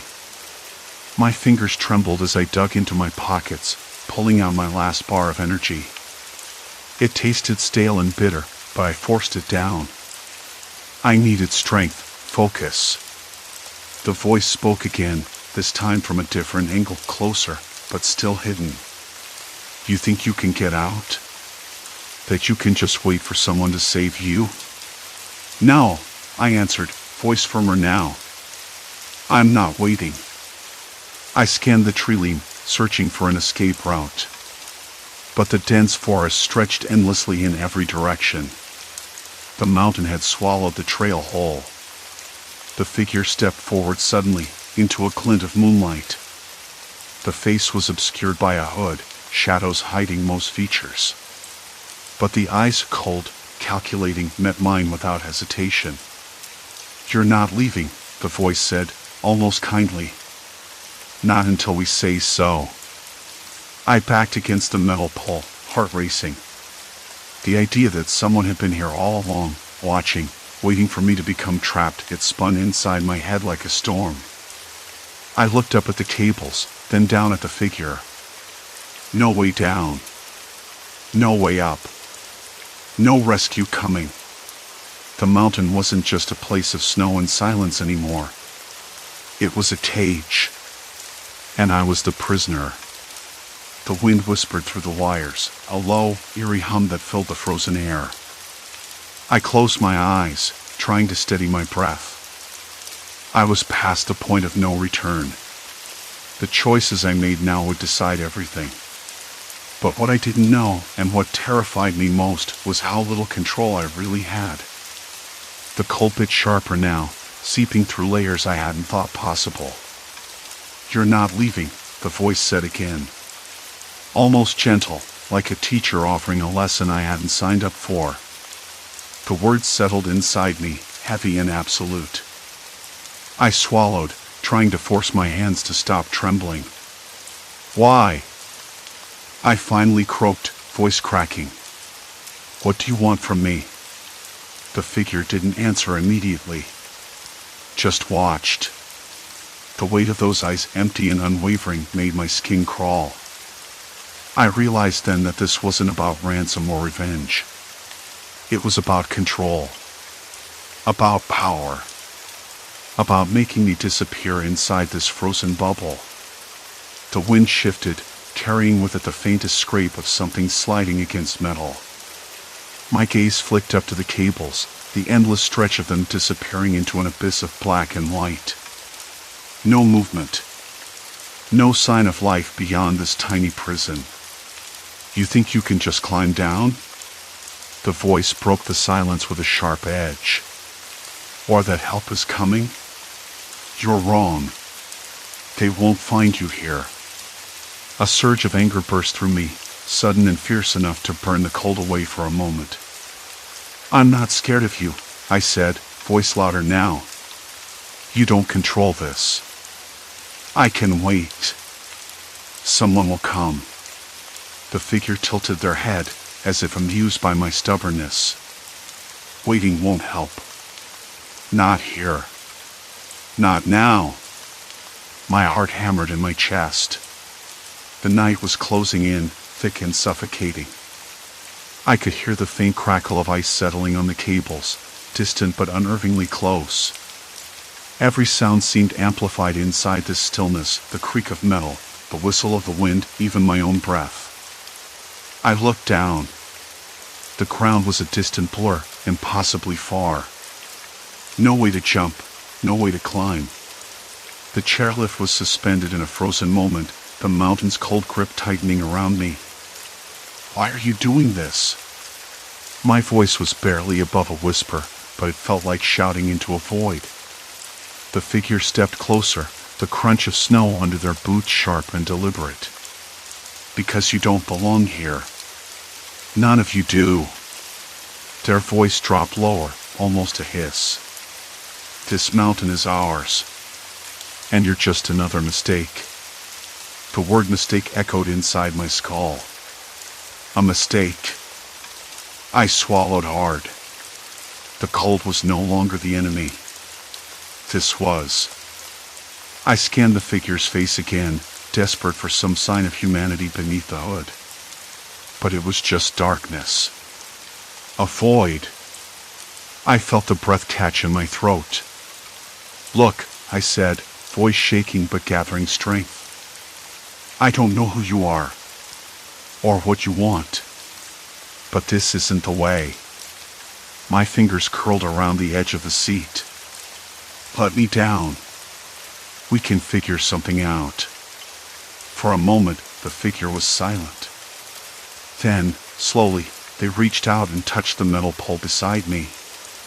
The contact was cold, almost reverent. You think you can bargain with a mountain? The voice cracked, a flicker of something regret. Sadness lurking beneath the surface. It doesn't listen. A gust of wind swept through, rattling the cables overhead. The chairlift shuddered slightly, a reminder of how precarious my situation was. I swallowed again, trying to steady myself. Then what do you want from me? I asked, voice barely audible. The figure hesitated, then stepped back into the shadows. To keep the mountain safe. To keep it silent. Silent? I repeated, confusion twisting inside me. The noise. The tourists. The skiers. They don't understand. They don't respect this place. Their voice faded, swallowed by the night. It's ours. And it must stay that way. I shivered, not from the cold, but from the weight of those words. This wasn't just a random act of cruelty. It was something deeper. Something darker. I glanced at my watch. Time had lost all meaning. Hours, days, none of it mattered anymore. The sun had frozen somewhere behind a wall of clouds, the world trapped in a suspended moment like me. I forced my legs to move, swinging them carefully beneath the chair. The metal chain rattled softly, a tiny spark of life in the vast silence. If I could just reach the next tower. No! Too far. Impossible. I closed my eyes for a beat, breathing in the sharp, pine-scented air. I tried to remember the last time I felt safe. The warmth of a fire, the sound that seemed to vibrate in my bones of laughter, the taste of hot cocoa on a cold morning. The figure's voice broke through again. You don't belong here. The mountain has spoken. I opened my eyes. The faint glow of a distant cabin light flickered on the ridge, barely visible through the trees. Why don't you leave then? I demanded, voice harder now. If this place is so sacred to you, why haunt a broken lift instead of staying in the woods where you belong? Silence. Then, a slow, deliberate laugh. Low and hollow and full of something I couldn't place. "Because," the figure said, voice softening, "you are a reminder. A warning.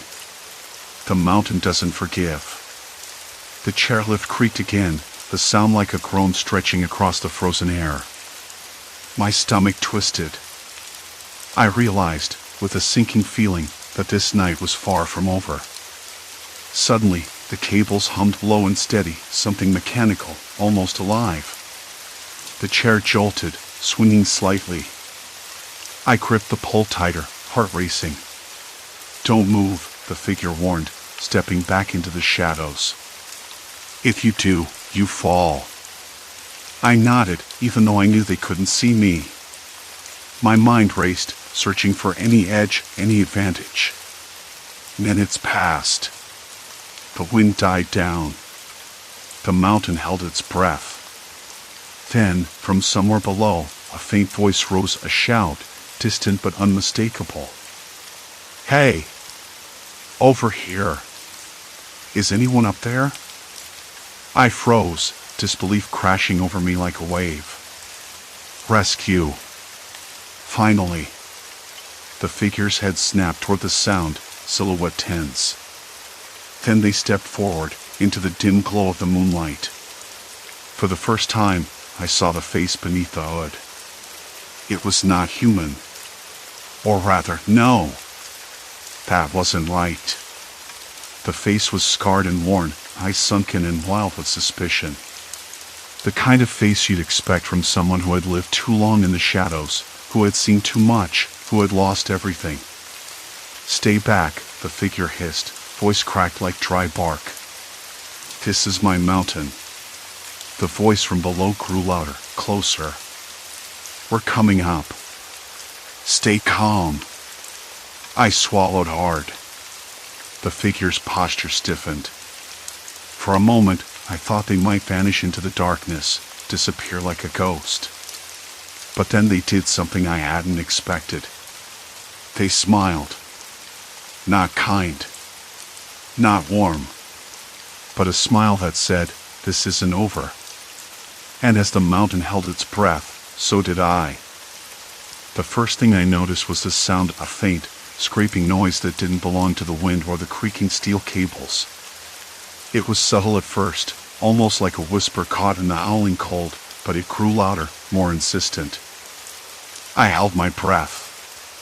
My fingers gripped the cold metal armrest until my knuckles whitened. The sun was still stuck to the horizon, its pale glow suspended like a frozen ember trapped behind frosted glass. I wanted to believe it was just my imagination, some trick of the years in the silence that had swallowed me whole for what felt like an eternity. But the noise came again, unmistakable. A human voice. Distant, muffled, but growing closer. "Hello? Hey! Is someone up there?" The voice cracked through the thin air, sharp and ragged. Relief and panic tangled inside me. I shouted back, my voice hoarse and raw from days of strained breathing, "Yes. I'm here. Please, I'm stuck." The voice hesitated, then a laugh, nervous, uncertain, carried on the wind. "Hang on. We're coming." The crew said the lift broke down, but they didn't think anyone was still up there. I pressed my forehead against the icy metal, the cold biting through my thin jacket, and for the first time in days, I allowed myself to hope. Hope that this was real. Not some hallucination born of exhaustion and cold. Minutes passed, or maybe hours. I stopped counting a long time ago. The sun's frozen glow remained stubbornly in place, casting elongated, unmoving shadows across the snow-covered valley. Time had stopped, or at least it felt that way. Then, the scraping returned, louder this time. I turned my head slowly, squinting into the distance.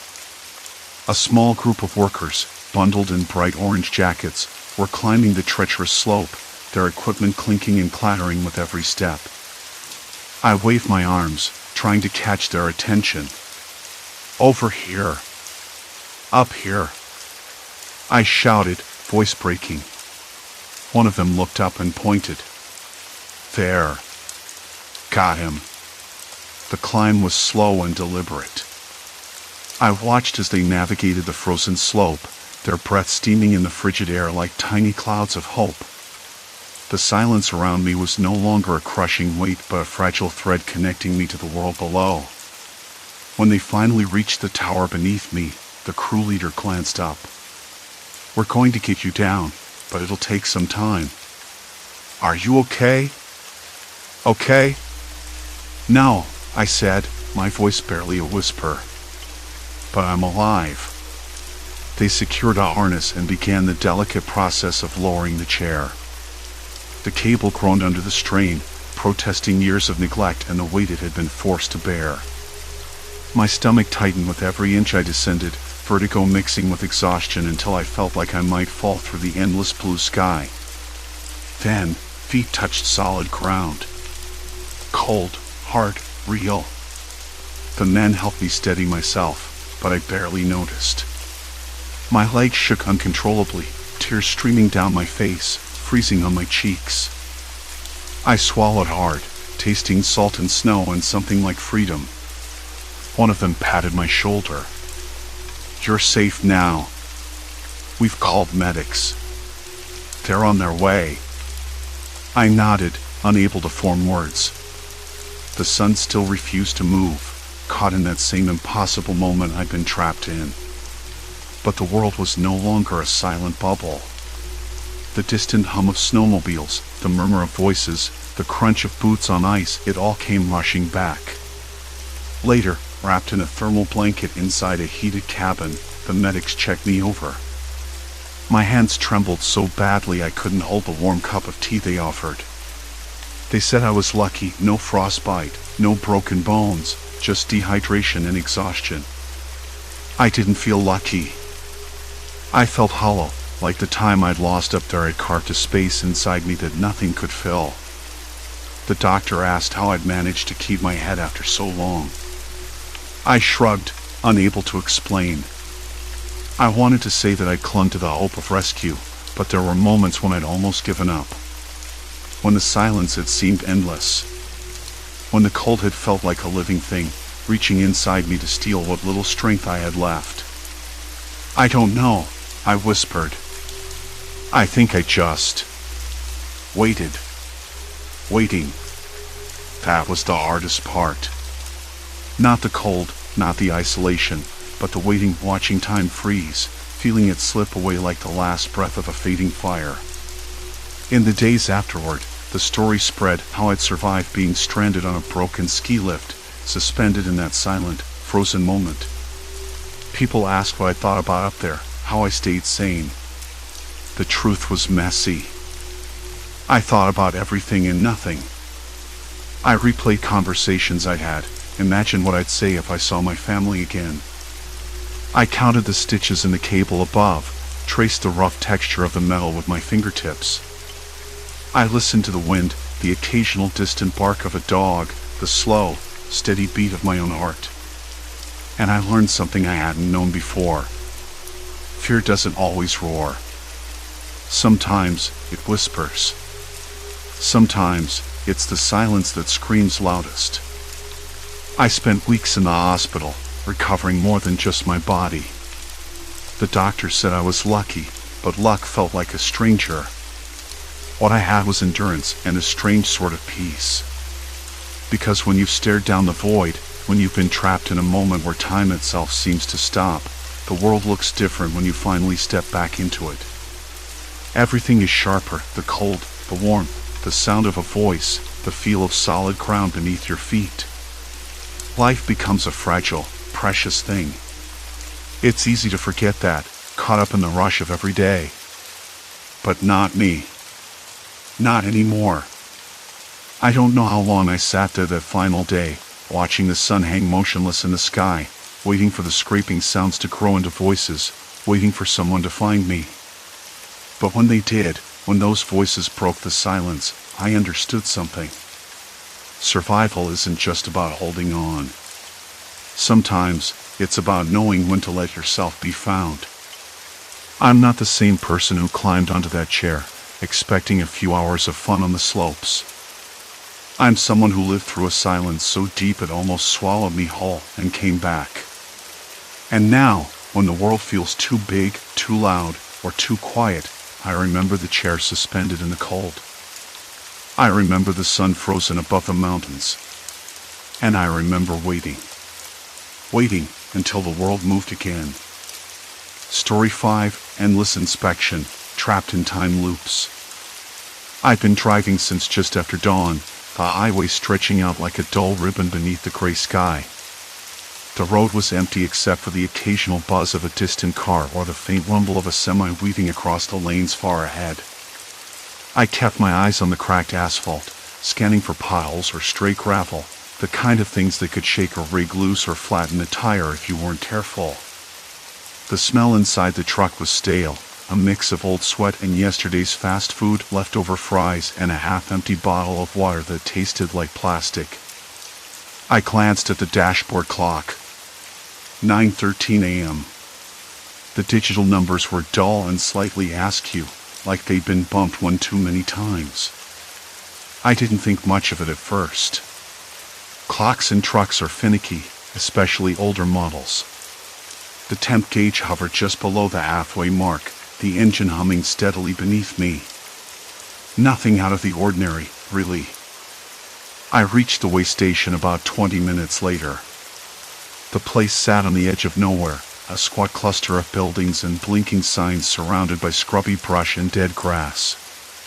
It looked tired, like it was holding its breath. The sun was breaking through the clouds in patches, but the shadows under the weight bridge stretched long and cold. I pulled my rig up to the line with a sigh. A few other trucks were already parked, mostly rusted cabs with trailers that looked like they'd hauled everything from lumber to livestock. Drivers lounged outside, smoking or chatting in low voices. I recognized a couple from past trips, a thin guy with a baseball cap pulled low over his eyes, and a woman in a neon vest who was checking her phone with a distracted air. They glanced my way but said nothing as I shut off the engine, the sudden silence inside the cab pressing in. Inside the way station office, the air, cold and heavy with silence, smelled like pine cleaner and old paper. The fluorescent lights buzzed overhead, flickering once or twice before steadying.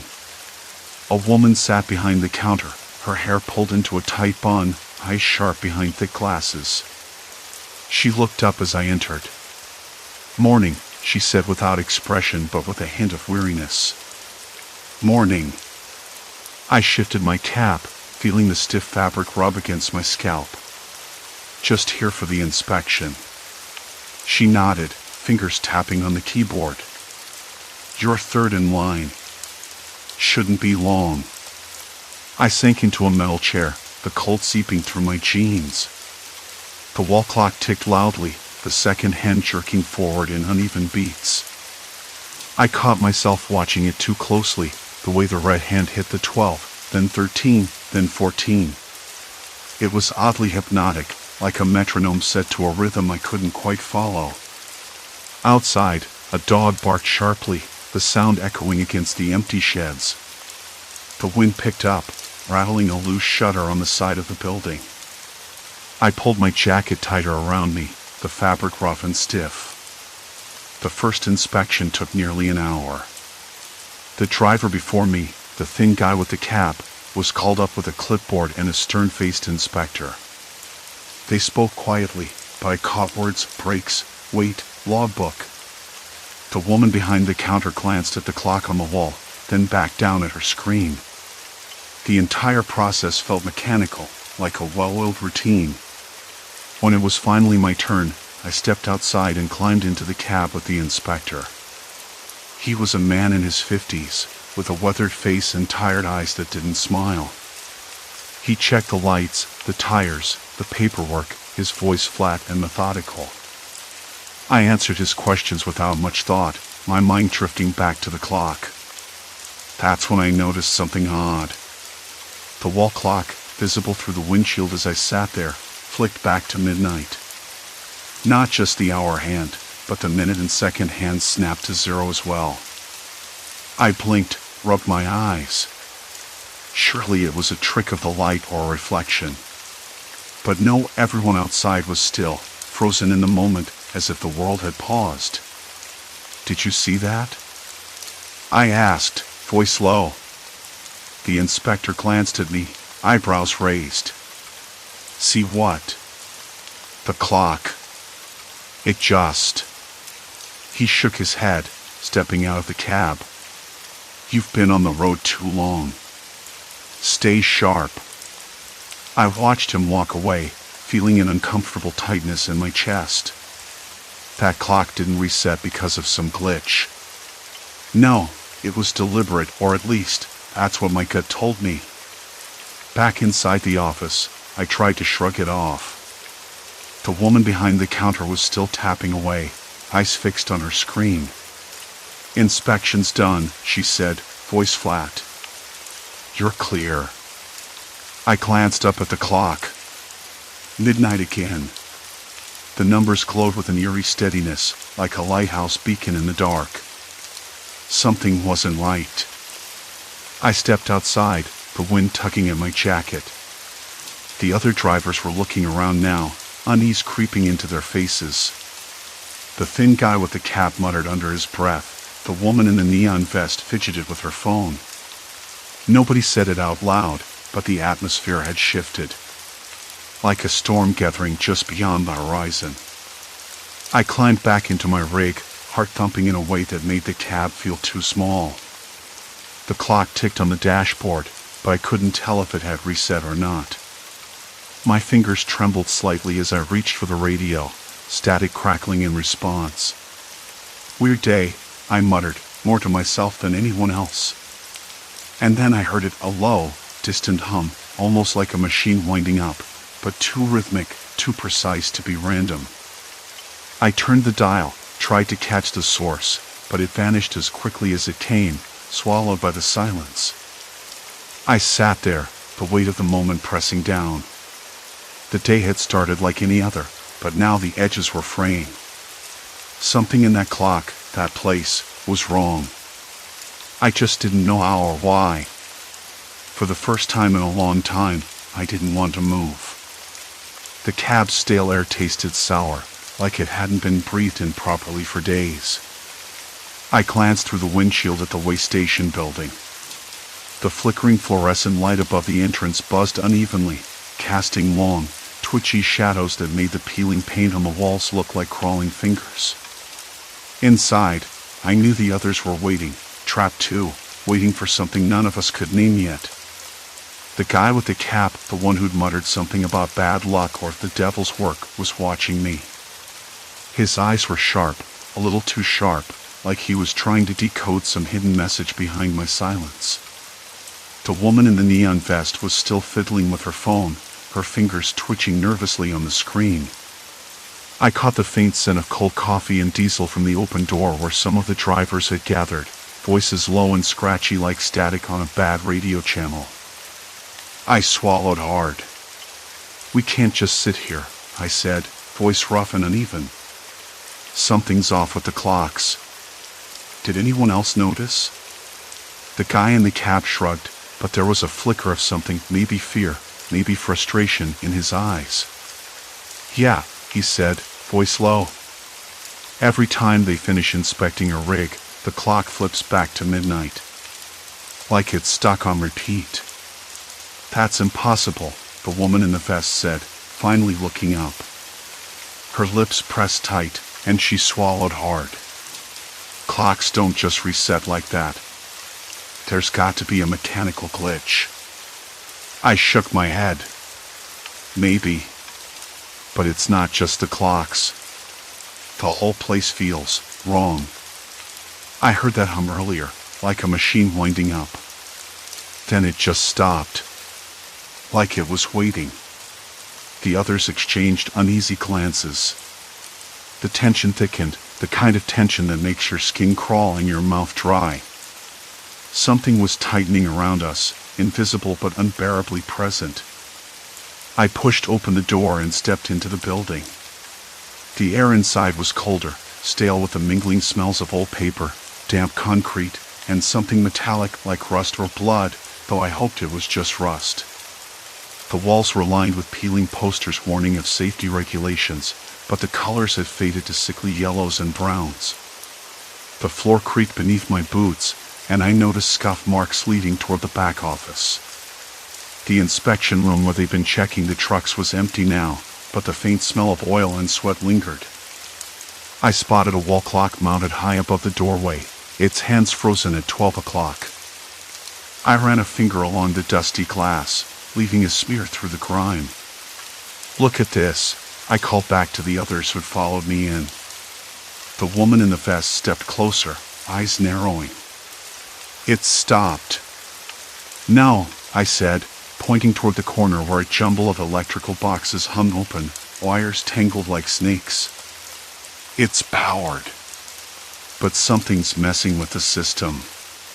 The guy in the cap crouched down, running a hand over the wiring. "Someone's been here recently. Look at these cuts, fresh." "Who'd do that?" the woman asked, voice barely a whisper. I didn't have an answer. The idea that someone was deliberately sabotaging the place sent a shiver through me. This wasn't just a malfunction or a weird coincidence. It was intentional. We moved deeper into the station, pooling our observations like breadcrumbs leading somewhere.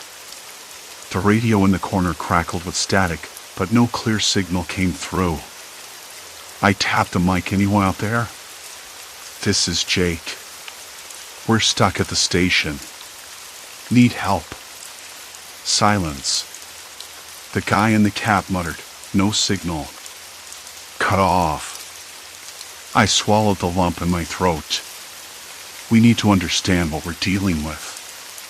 If someone's messing with the clocks, with the inspections, we're not just trapped. We're being played. The woman in the vest pulled her phone from her pocket again, staring at the screen like it might suddenly reveal some hidden truth. "No service," she said flatly. "Nothing for miles. This place is a dead zone." A slow, sinking feeling settled over me.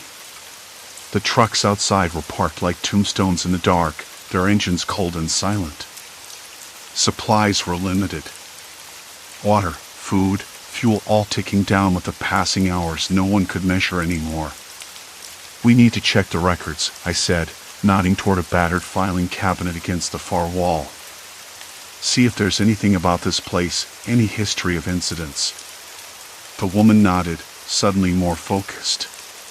"Good idea." We rifled through the drawers, the smell of old paper and dust filling the cramped room. Most of the files were faded reports on inspections, maintenance logs, driver complaints. Nothing unusual. Until I found a small, folded piece of paper wedged behind some folders. I unfolded it carefully. The handwriting was cramped and hurried. "Do not trust the time. It's a trap." I read aloud, voice barely more than a breath. The woman's eyes widened. "What does that mean?" "I don't know," I admitted. But whoever wrote this was scared. Enough to leave a warning. We stared at the note in silence. The clock on the wall ticked once, twice, but still read midnight. Suddenly, a low thud echoed from the back of the station, sharp and deliberate. Everyone froze. The woman in the vest whispered, "Did you hear that?" The guy in the cap nodded slowly. "Yeah. Someone's here." I swallowed hard and glanced at the others. Our eyes met, unspoken questions hanging between us. Who was out there? Were they another trap driver, or someone else entirely? I moved toward the door, heart pounding in my ears. The smell of cold metal was stronger now, mixed with something else, something faintly sweet and sickening. The hum returned, louder this time. Not mechanical. More like a pulse, steady and insistent, pressing against my eardrums. I glanced at the clock. Midnight. Again. And the last hour was about to start over, whether we wanted it or not. The thud had barely faded when the humming swelled, filling the cramped way station like a living thing. The clock glared at us again, midnight. It had started over. Once more. But this time, the air felt heavier, thicker. Like the night itself was closing in. I swallowed hard, tasting the sour tang of fear mixed with stale coffee and the faint coppery hint of old metal.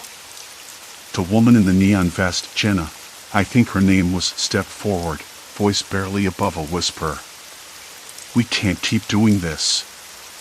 This reset thing, it's not some glitch. It's deliberate." Her words wavered, like she wasn't sure if saying them aloud would make the nightmare worse or help us understand. "Deliberate how?" I asked, heart hammering. Who'd want to do this to a bunch of truckers stuck at a way station in the middle of nowhere? No one answered. The man in the cap, the quiet one, that's what I kept calling him, shook his head slowly. "It's not just some prank or tech malfunction.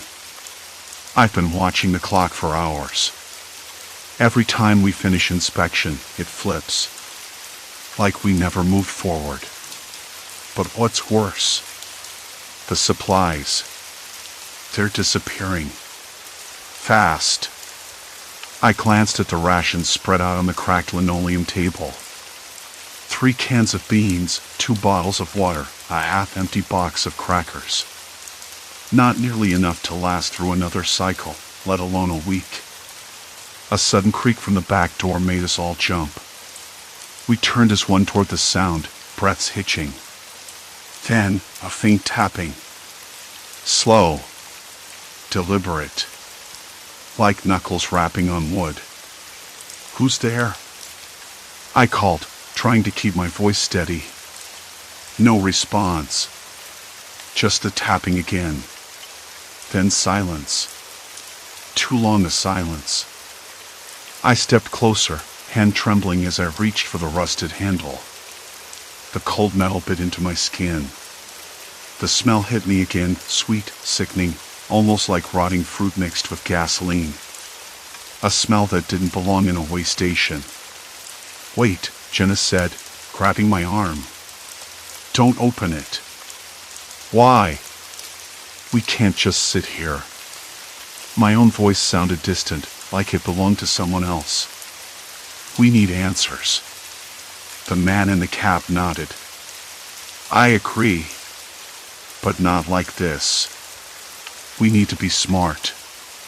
Whoever or whatever is out there knows we're stuck. They're playing with us. We've got to figure out what they want." I glanced back at the clock.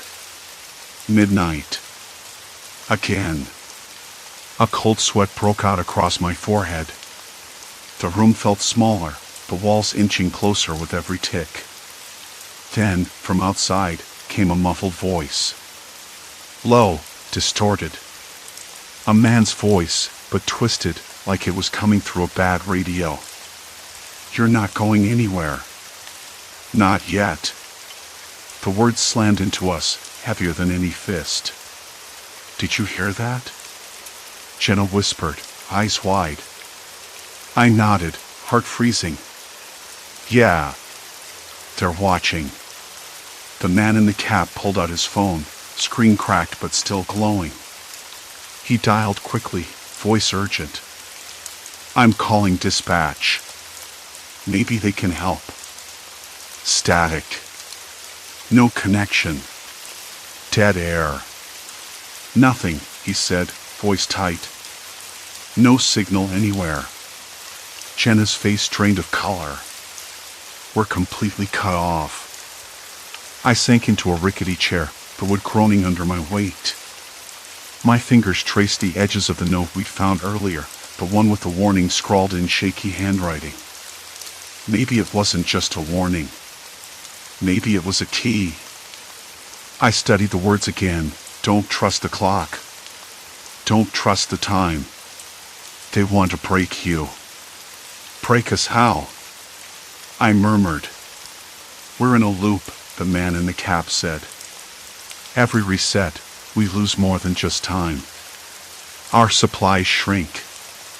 Our hope fades. Whoever's behind this is counting on us cracking. Jenna shook her head. We can't wait for them to crack us. We need to act. I looked around at the others, tired faces, eyes rimmed red, hands clenched so tight knuckles showed white. We were running on empty, on frayed nerves and whispered fears. Maybe that's it, I said slowly, surprising myself. The whole point is to wear us down. Make us give up. But what if the reset isn't just a curse? What if it's a test?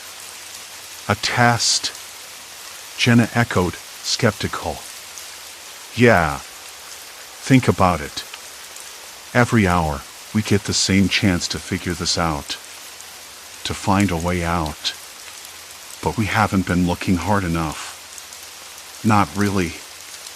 The man in the cap rubbed his chin, eyes narrowing. So what?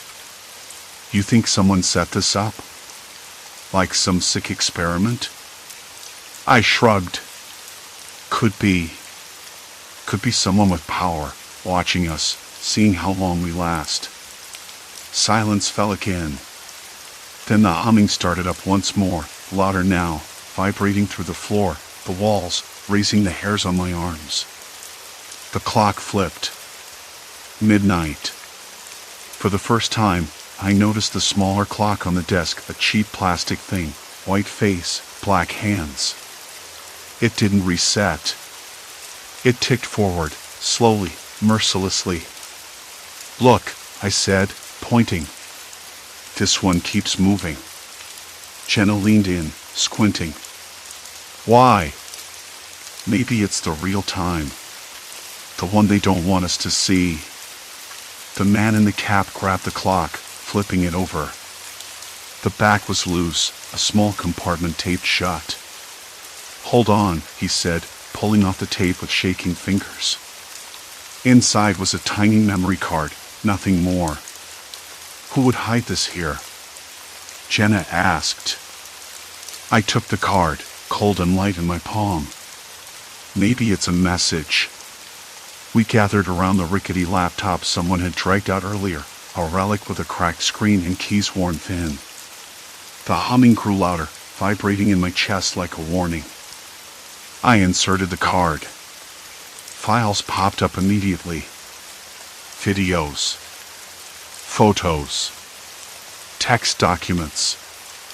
One video caught my eye. Grainy, handheld footage of the way station. But it wasn't empty, there were people there. Watching.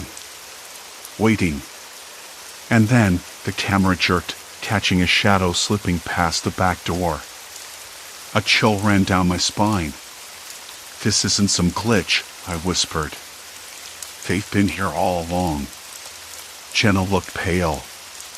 Who are they? What do they want? Before I could answer, the laptop screen flickered and went black. The humming stopped. Silence. Complete silence. Then a voice spoke. Clear, calm, close. You found the first piece. There's no turning back now. The screen blinked back to life. A new file appeared, titled Rules. I clicked it open and read the line that froze my blood. Escape is impossible until the clock reaches 0. Until then, you belong to us. The room felt suddenly colder, the walls tighter. We weren't just trapped. We were marked. And there was no way out. The words on the screen blurred as my pulse hammered in my ears. I shut the laptop with a snap, the sudden silence pressing in the room. The hum from the power supply had stopped completely. A cold draft crept under the door, carrying with it the faint scent of damp earth and something else, metallic, faint but unmistakable. Blood? No. Oil. Old machinery, maybe. My stomach churned. Who are they? Jenna whispered, clutching her jacket tighter around her. Her voice trembled, sounding smaller than I'd ever heard. I didn't answer right away. I couldn't, because I didn't know. And that made everything worse. If it was people, real people, watching us, waiting for this clock to run out, what exactly did they want? What did they mean by it belonged to us? I forced myself to stand, the wooden floor groaning underfoot. The overhead light flickered erratically, casting fleeting shadows that made the peeling plaster on the walls feel alive, like faces watching, waiting. Of course, I knew it was just the wiring, but the effect was enough to make my skin crawl. Outside the cracked window, the night was thick, almost tangible. No stars. No moon. Just the dull throb of distant engines, trucks idling, or maybe something else. The way station's parking lot was a graveyard of rusted trailers and empty cabs, but the sound suggested life. Or danger. I moved to the door, testing the handle. Locked. The kind of lock that screamed not by accident. I tapped the metal, listening for any hollow sounds, any sign that someone was lurking on the other side. Nothing. We need to find out who's doing this, I said, voice low but steady. If they've been here all along, watching us. They've got to have a base, a hideout, something. Jenna nodded, but she looked like she wanted to back away, disappear. I hated seeing her like that. She was stubborn, tough. Not the type to curl up and wait for trouble. But this was different. Suddenly, the air, cold and heavy with silence, shifted. A faint clatter from down the hallway. Something metallic, sliding against concrete. I held my breath. Jenna's eyes locked on mine, wide and terrified. "Did you hear that?" she hissed. I did. I pulled the flashlight from my pocket and clicked it on. The beam was weak, wavering, but it cut through the darkness like an item. We crept toward the sound, every step measured, every breath loud in my ears. The hallway stretched ahead, narrow and lined with dirty, faded posters warning about weight limits and safety protocols. The smell of machine oil was stronger here. The clatter came again, louder this time, something rolling, scraping. We reached the room at the end. The door was slightly ajar, the hinges rusted but not enough to keep it shut. I pushed it open just enough to slip inside. The room was a mess. Crates stacked haphazardly, some toppled, spilling their contents, empty cans, broken tools, frayed ropes. A faint glow leaked from a small lamp in the corner, illuminating a rough wooden table covered in papers, maps, and a handheld radio with the antenna bent. On the wall, a crudely drawn calendar. Days crossed off with red ink, but the number of days was far longer than the time we'd been trapped. I traced the marks with my finger, heart sinking. They'd been here a long time. Waiting. Watching. A noise behind me made me spin around. Jenna stood frozen, eyes fixed on a shadow slipping under the door frame. "We're not alone," she said, voice barely above a whisper. I swallowed hard. No kidding. Then the radio crackled, static spitting into the silence. A voice, low and distorted, came through. "You shouldn't be here. Leave now, or the clock resets early." The words hit me like ice water. The voice was calm, but the threat was real. No supernatural menace, no ghosts, just people. And they were watching every move. "What do they want?" Jenna asked, stepping closer. "I don't know. But they're playing a game. And we're the pieces." I scanned the room again, eyes catching on a small notebook half buried under the papers. I grabbed it and flipped it open. Scribbled notes, hastily written. Names, dates, times. A pattern emerged, trucks inspected, times they entered and left, all tied to the clock resetting at midnight. "They've been keeping track of us," I murmured. Every inspection, every reset. It's like they're studying our reactions. Testing us. Jenna's hand found mine, gripping tightly. Why? What's the point? I had no answer. But the feeling in my gut told me it was worse than any experiment. Worse than just being watched. A sudden clang outside made us jump. The building trembled slightly, dust falling from the ceiling. Something heavy was moving closer. We need to move, I said, voice firmer now. Find a way out before they decide to make a move. Jenna nodded, pulling her jacket tighter. As we backed toward the door, the flashlight flickered and died.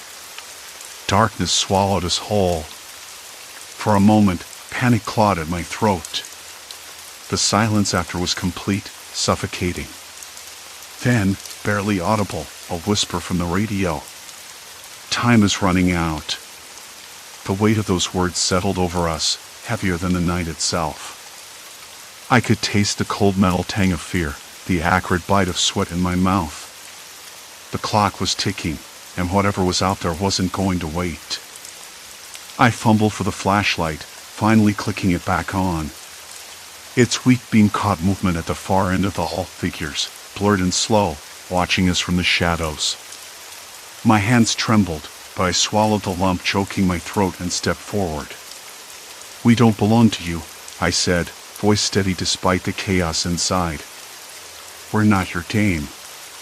The figures didn't move. Just watched. And then the lights in the hallway died. Darkness. Complete darkness. The clock on the wall behind me blinked, resetting once again to midnight. The nightmare was far from over. The clock blinked midnight again. The second hand snapped back to zero, like some cruel prank that had no end. I stood there, frozen for a moment, staring at the dashboard, at the needle resting on empty fuel, the cracked plastic of the steering wheel, the worn leather of my jacket still damp from the night's cold sweat. I knew what was coming. I had been through it 4 times before, and yet, somehow, it never stopped surprising me. The way station was silent now, but the silence wasn't peaceful. It was heavy, thick enough to swallow any sound whole. The faint hum of the overhead fluorescent lights buzzed, their flicker casting long, jittery shadows across the cracked concrete floor. Outside, the wind picked up, rattling the faded sign that marked the station's name, a dull metallic clatter echoing through the empty lot. I rubbed my hands against my thighs, trying to shake off the chill. There was a bitter tang in the air, the smell of diesel, mixed with something sour and metallic, like old sweat and rust. It made my stomach turn, but I swallowed hard and forced myself forward. This time, I was determined to get out. To break whatever loop had us trapped here. The other drivers were already gathered near the small brick office, their faces pale as ghost light in the dimness. Faces that looked like mine, tired, drawn tight with worry and exhaustion. We'd all been caught in the same nightmare, repeating the same hour again and again, our supplies dwindling, our hope thinning like the fraying threads of a ragged rope. Maggie was there, sitting on the cracked bench with her head in her hands. Her usual fiery eyes were dull, shadows beneath them deepening. I hadn't spoken to her since the last reset. Something about her silence was both comforting and terrifying. Morning again, I said, my voice rough. It sounded small in the cavernous quiet. She looked up, blinking like she wasn't sure if I was real or just another ghost conjured by the endless repetition. Yeah. Same old hell, she whispered. I nodded. We have to try something different this time. I could feel the weight of the others' gazes on me. They were desperate for any plan, any sliver of light. Like what? Tom, the youngest of US, asked. His voice cracked with uncertainty. We've been through it all.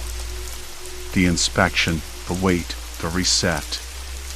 I glanced at the clock tower looming over the station, its face cracked and stained, frozen always on 12. Maybe it's not about what we do during the hour. Maybe it's about what we don't do. What do you mean? Maggie asked, her voice barely audible. I took a deep breath. We've all been trying to outsmart the inspection, to sneak past, to hide, to argue. What if the cause of the loops is tied to our attempts to fight it directly? Maybe the way out isn't resistance, but acceptance. There was a pause. The wind moaned again, rattling the windows. Acceptance? Tom echoed, incredulous. That sounds like giving up. Not giving up. Letting go of what we think we have to do. Trying to live through the hour instead of trying to beat it. I rubbed my hands together, feeling a strange calm beginning to settle in. We've been stuck in survival mode. What if we try something else? Something human. Silence stretched between us. Then Maggie stood slowly, her knees cracking. I don't know if I can do that, she said honestly. But I'm tired of this. If you're serious, I'm in. The others murmured agreements, hesitant but willing. I led them back out to the lot where our rigs waited in a crooked line. The air was colder now, the scent of diesel sharper, biting at my throat. I looked up at the sky, clouded and heavy, no stars. A dull ache settled in my chest.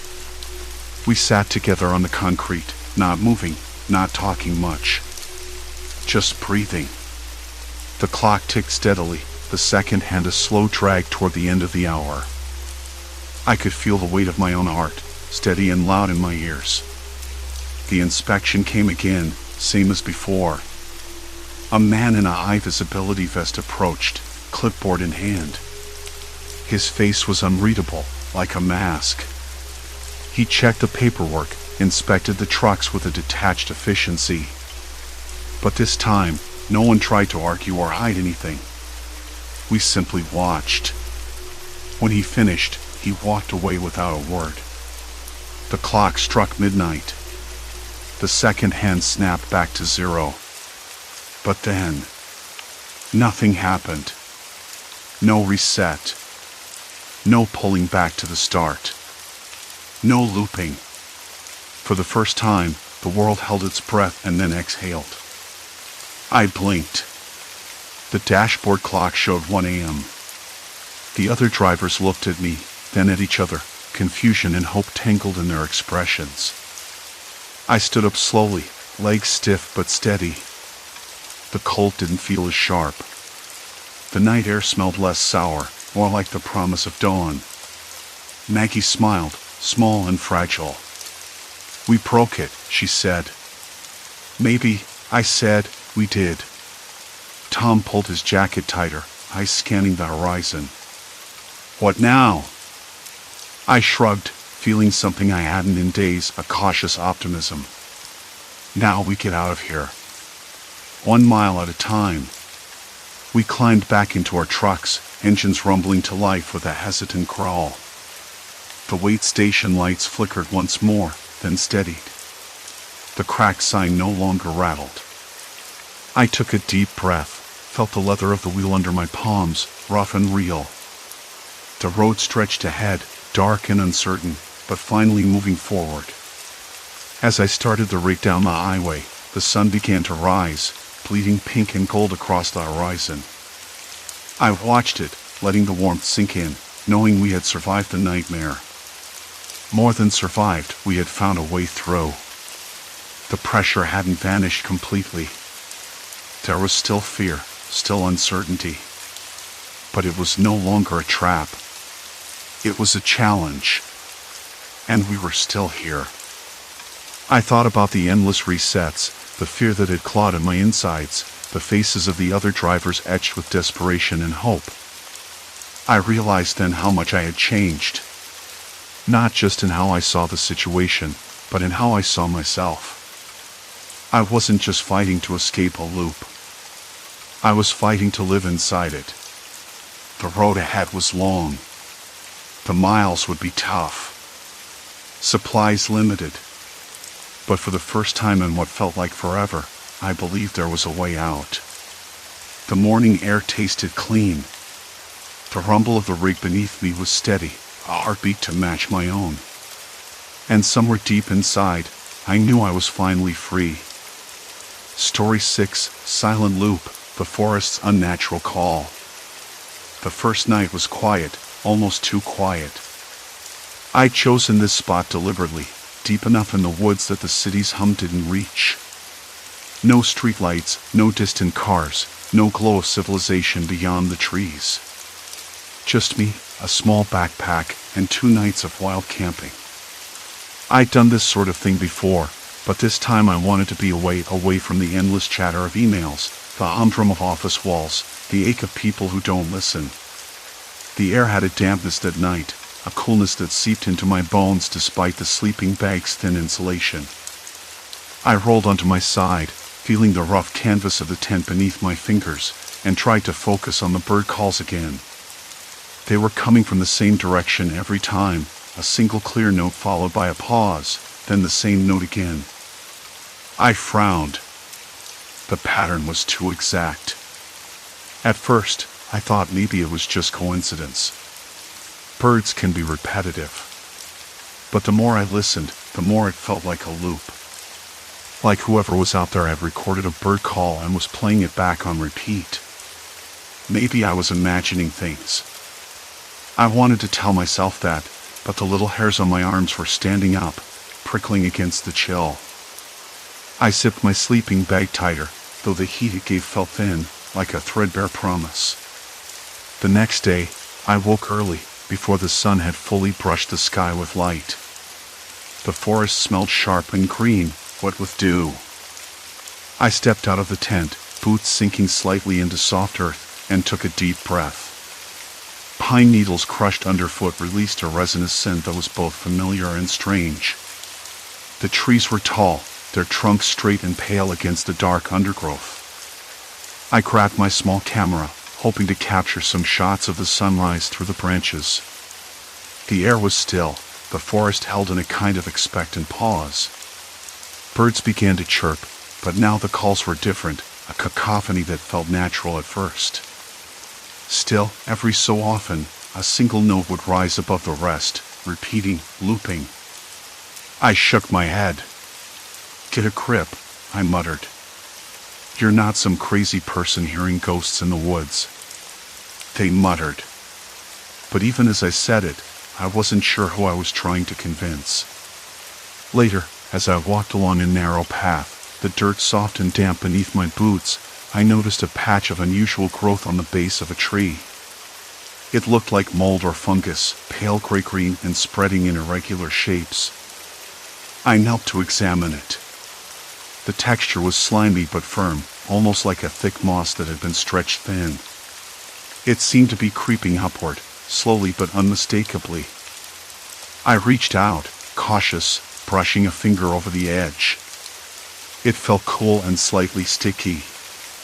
The scent was faint but unpleasant, earthy, musty, with a hint of decay. I recoiled, wiping my finger on my pants. For a moment, I felt a flicker of something like unease. Why was this spreading here? Was it normal? I'd seen fungus before, lots of it in damp forests, but this felt different. It was aggressive, invasive, and oddly precise in the way it avoided certain patches of bark while covering others completely. As the day wore on, I kept noticing it more. Small clusters on fallen logs, creeping tendrils threading through leaf litter, patches on rocks. It wasn't just random growth, it was like something was swallowing the forest bit by bit. By late afternoon, the light had shifted and the forest was bathed in a soft amber glow. I sat on a moss-covered rock, trying to steady my thoughts. The birds' calls were still looping in that strange way. I pulled out a notebook and scribbled down observations, trying to sound like a rational scientist rather than a nervous camper. Then I heard footsteps. They were light, almost hesitant, coming from just beyond the curve of the path. I froze, breath catching. The forest's usual sounds seemed to dim. No bird calls. No rustling leaves. Just footsteps, slow and deliberate. "Hello?" I called softly, voice cracking slightly. No answer, but the footsteps continued, stopping and starting, as if whoever it was unsure. I stood up, heart thudding. "I'm not looking for trouble," I said, hoping my voice sounded calm. Still nothing. The sun dipped lower, shadows stretching long between the trees. I debated whether to pack up and leave, but something rooted me in place. Curiosity, maybe. Or the stubborn hope that I was just tired and overthinking. After a few minutes, a figure emerged. A man, thin and wearing a faded jacket, his face half hidden by a hood. His eyes flicked to me, sharp and unreadable. "Lost?" I asked, trying to keep my tone light. He shrugged, a quick motion. "Maybe." There was something about him that unsettled me beyond the obvious, an odd stillness, a too slow blink, a stiffness in his posture that didn't fit the forest's natural rhythm. I glanced behind him. No sign of a trail or pack. Just the trees, tight and still. "I've been out here a while," he said finally, voice low. "You shouldn't stay." "Why not?" I asked, heart picking up speed. He didn't answer. Instead, he turned and disappeared into the undergrowth as quietly as he'd come. I watched him go, unease coiling tighter in my stomach. The birds' calls resumed their looping above, unchanging and precise, as though the forest itself was holding its breath. I wanted to believe it was nothing. Just a trick of the mind, a coincidence. But something had shifted. The forest felt less like a refuge and more like a trap. I rubbed my hands together, the chill creeping in again. Maybe tomorrow would be better. Maybe I'd wake up and everything would be normal. But as night fell, and the mold crept closer to my tense edge, I wasn't so sure. The night had settled into a thick, suffocating silence after the man slipped away through the trees. I tried to focus on anything else. The looping birdsong above was exactly the same melody, repeated every few seconds, as if some invisible metronome kept time. I counted the calls, 1, 2, 3, 4, then back to 1. The forest was caught in a loop. Impossible, really. I closed my eyes, trying to imagine the sound shifting, but it always reset, steady and unchanging. The thought made me dizzy. Sleep didn't come. Every time I drifted off, my mind jerked awake, replaying the man's warning. "You shouldn't stay." The words echoed against the trees. I kept wondering who he'd been, why he was out here alone, and why he looked so wrong, like a marionette with a frayed string. The stiffness in his posture, the way his blink was just a little too slow, too deliberate. Something about him didn't fit. When dawn finally cracked the horizon, the forest felt different. Not brighter, exactly, but somehow heavier, as if the night had left a residue. I pulled on my jacket and stepped outside, the damp earth squelching underfoot. The air smelled of wet leaves and moss, but there was something else too inacrid, sour tang that made my nose wrinkle. The mold had spread, thin and shiny now, glistening where the sun hit it. I pulled out my notebook, the pages slightly curled from humidity. I needed to understand this. First, the birds. How could a natural chorus loop like that? I recorded the calls on my phone, then played them back. The repetition was mechanical. No variation, no improvisation. Like a scratched record. Then I turned to the trees. They were older here, gnarled and towering, their bark mottled with patches of the strange mold. I touched one, running my fingers over the slick growth. It felt cold and clammy, almost alive in a way that made my skin prickle. The mold looked like old paint peeling, but it was thinner, almost translucent in places. Wherever it touched, the bark beneath was blackened, dead. I traced the spread of the mold, following it down to the roots tangled in the soil. At one point, it formed a thick mat over the ground, swallowing fallen leaves and small twigs, turning the forest floor into a patchwork of decay. I poked at it with a stick. The mold gave a faint, wet squelch, like something breathing beneath the surface. I knew I had to get a closer look, but something made me hesitate. The forest didn't just feel alive, it felt cautious, like a predator watching from the shadows. I tucked the stick away and turned back toward camp. As I approached, I noticed my tent's edge was rimmed with a fine dusting of that same mold, creeping silently over the fabric. I brushed it off, but the moment my fingers touched the spores, a faint burning prickled my skin. I pulled back quickly, surprised at the sudden sting. I made a mental note to wear gloves next time. Breakfast was cold granola and stale trail mix. I wasn't hungry, but I forced myself to eat. My nerves were fraying. Every crack of a twig, every rustle in the underbrush, sent a jolt through me. I reviewed the man's warning again. You shouldn't stay. Why? What was so dangerous here? The forest itself? The mold? Or something else? I decided I needed more information. The nearest ranger station was a few miles out, but the trail was poorly marked and easy to lose.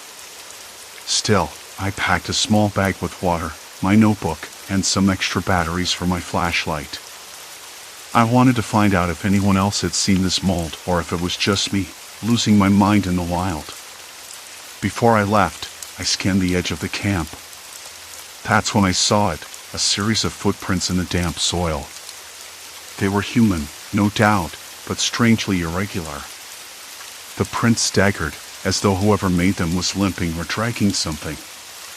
The pattern was uneven, like someone trying to be quiet but failing. I crouched down and examined them more closely. The prints led away from the camp, heading deeper into the dense woods. I hesitated. Should I follow? Call out?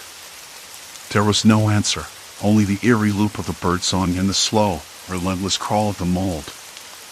I packed up the tent, leaving the mold-covered fabric behind. The forest seemed to hold its breath as I stepped onto the trail, the footprints fresh beneath my boots.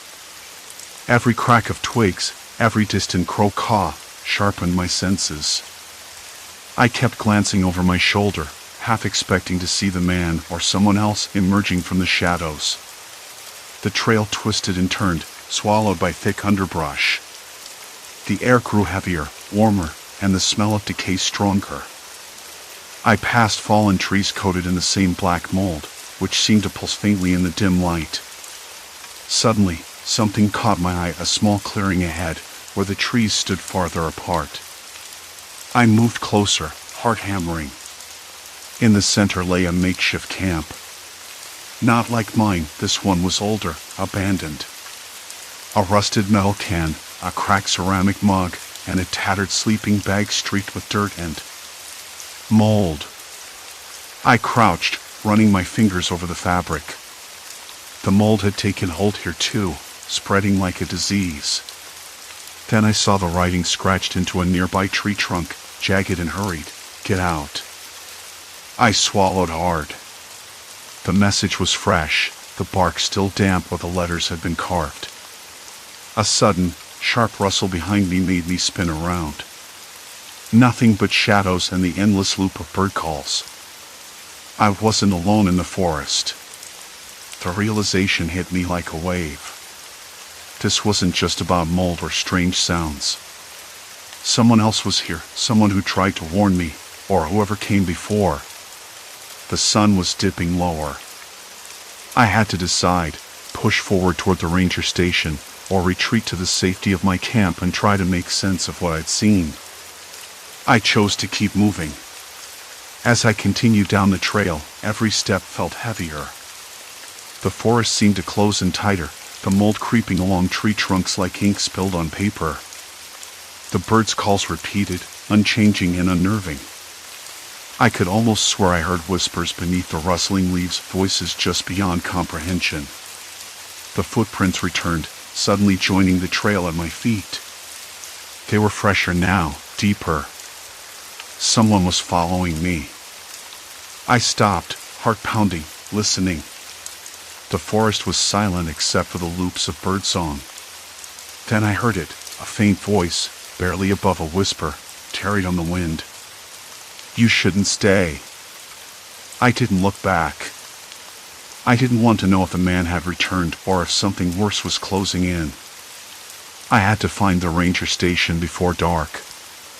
I had to find answers. Because whatever was happening here wasn't natural, and it was getting closer. The voice lingered in the air like a bad smell, faint but unmistakable. "You shouldn't stay." I swallowed hard, the words echoing in my mind as I pushed deeper into the forest. The sun was dipping low, and the shadows stretched long and thin between the mold-slick trunks. My boots sank slightly in the damp earth, each step heavier than the last, as if the forest itself was weighing me down. I glanced back once, just once. Nothing but twisted trunks and the same sickly green mold crawling up their bark. The footprints had vanished again, or maybe I had imagined them. The birds, though their calls still looping, the same sequence again and again, like a broken record stuck on some eerie melody. It was impossible, and yet there it was. That repetitive chorus grated against my nerves. I kept moving, eyes darting from tree to tree, trying to read the forest's silent warnings. That mold was spreading faster than anything natural. It wasn't affecting just the trees. The underbrush was slick with it, and where it touched the ground, the soil looked dead, cracked and powdery. The smell was musty, like damp paper left out in the rain, but underneath it was something sharper, something chemical, almost metallic. I stopped to catch my breath, wiping sweat from my brow, and that's when I noticed the ranger station just ahead. It was barely visible through the thickening trees, a squat wooden building with chipped paint and a sagging porch. Relief washed over me, but it was fragile and tentative. Something about the place felt wrong. The windows were dark, and the door hung slightly ajar, creaking in the breeze.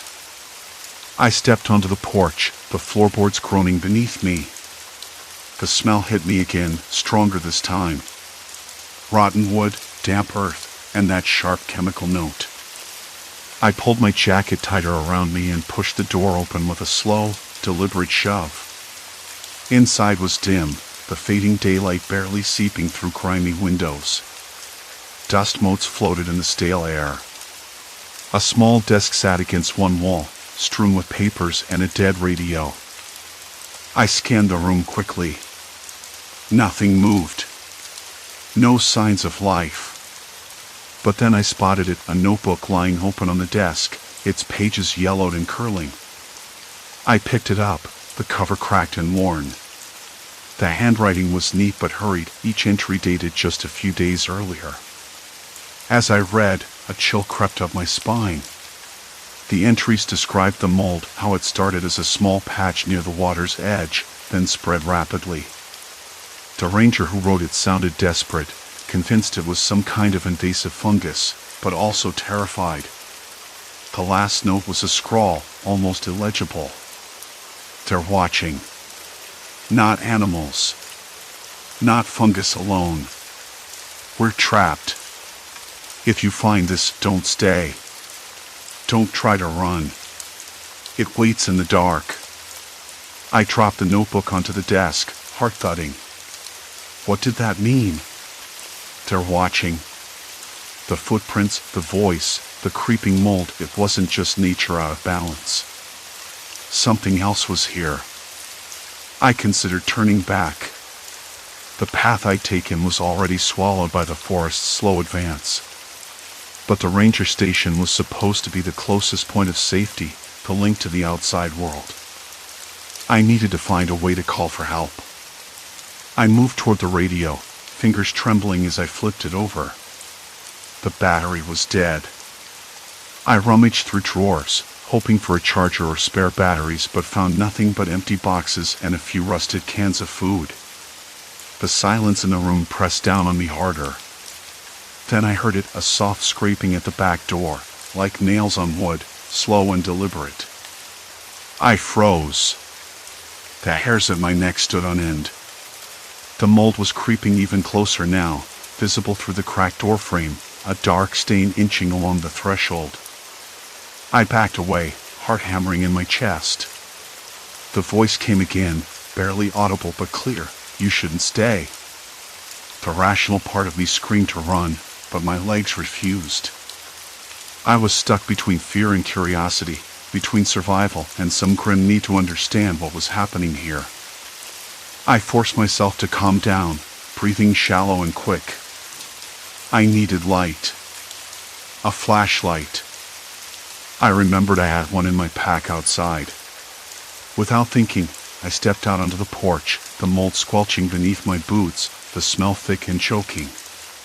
The sun was almost gone now, the forest swallowing the last glimmers of daylight. I grabbed my pack, unzipped it, and pulled out the flashlight. The beam cut through the gathering darkness, illuminating patches of mold that looked almost alive, writhing in the beam's glow. I shuddered. Then something caught my eye. A figure, half hidden behind a tree about 50 feet away. Standing perfectly still, watching. My breath caught in my throat. The man's face was obscured by shadow, but I could see the outline of a weathered hat and a long coat that blended into the forest's gloom. I whispered, "Who's there?" No answer. Just silence and the endless loop of birdsong. I wanted to call out again, to break the quiet, but my voice stuck in my throat. The figure didn't move. Didn't blink. Just stood there, watching.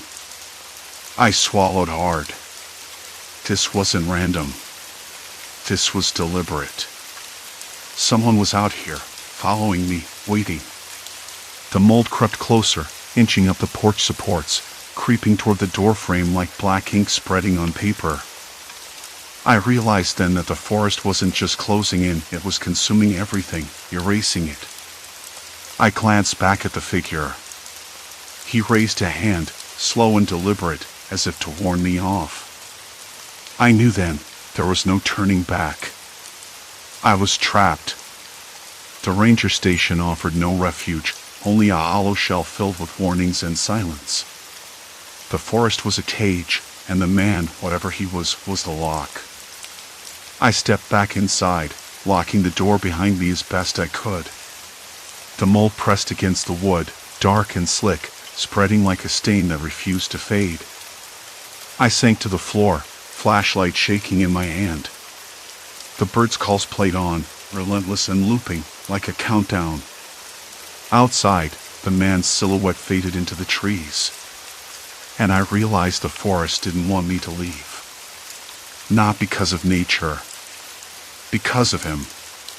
The darkness behind the boarded-up windows pressed in with a weight I could almost touch.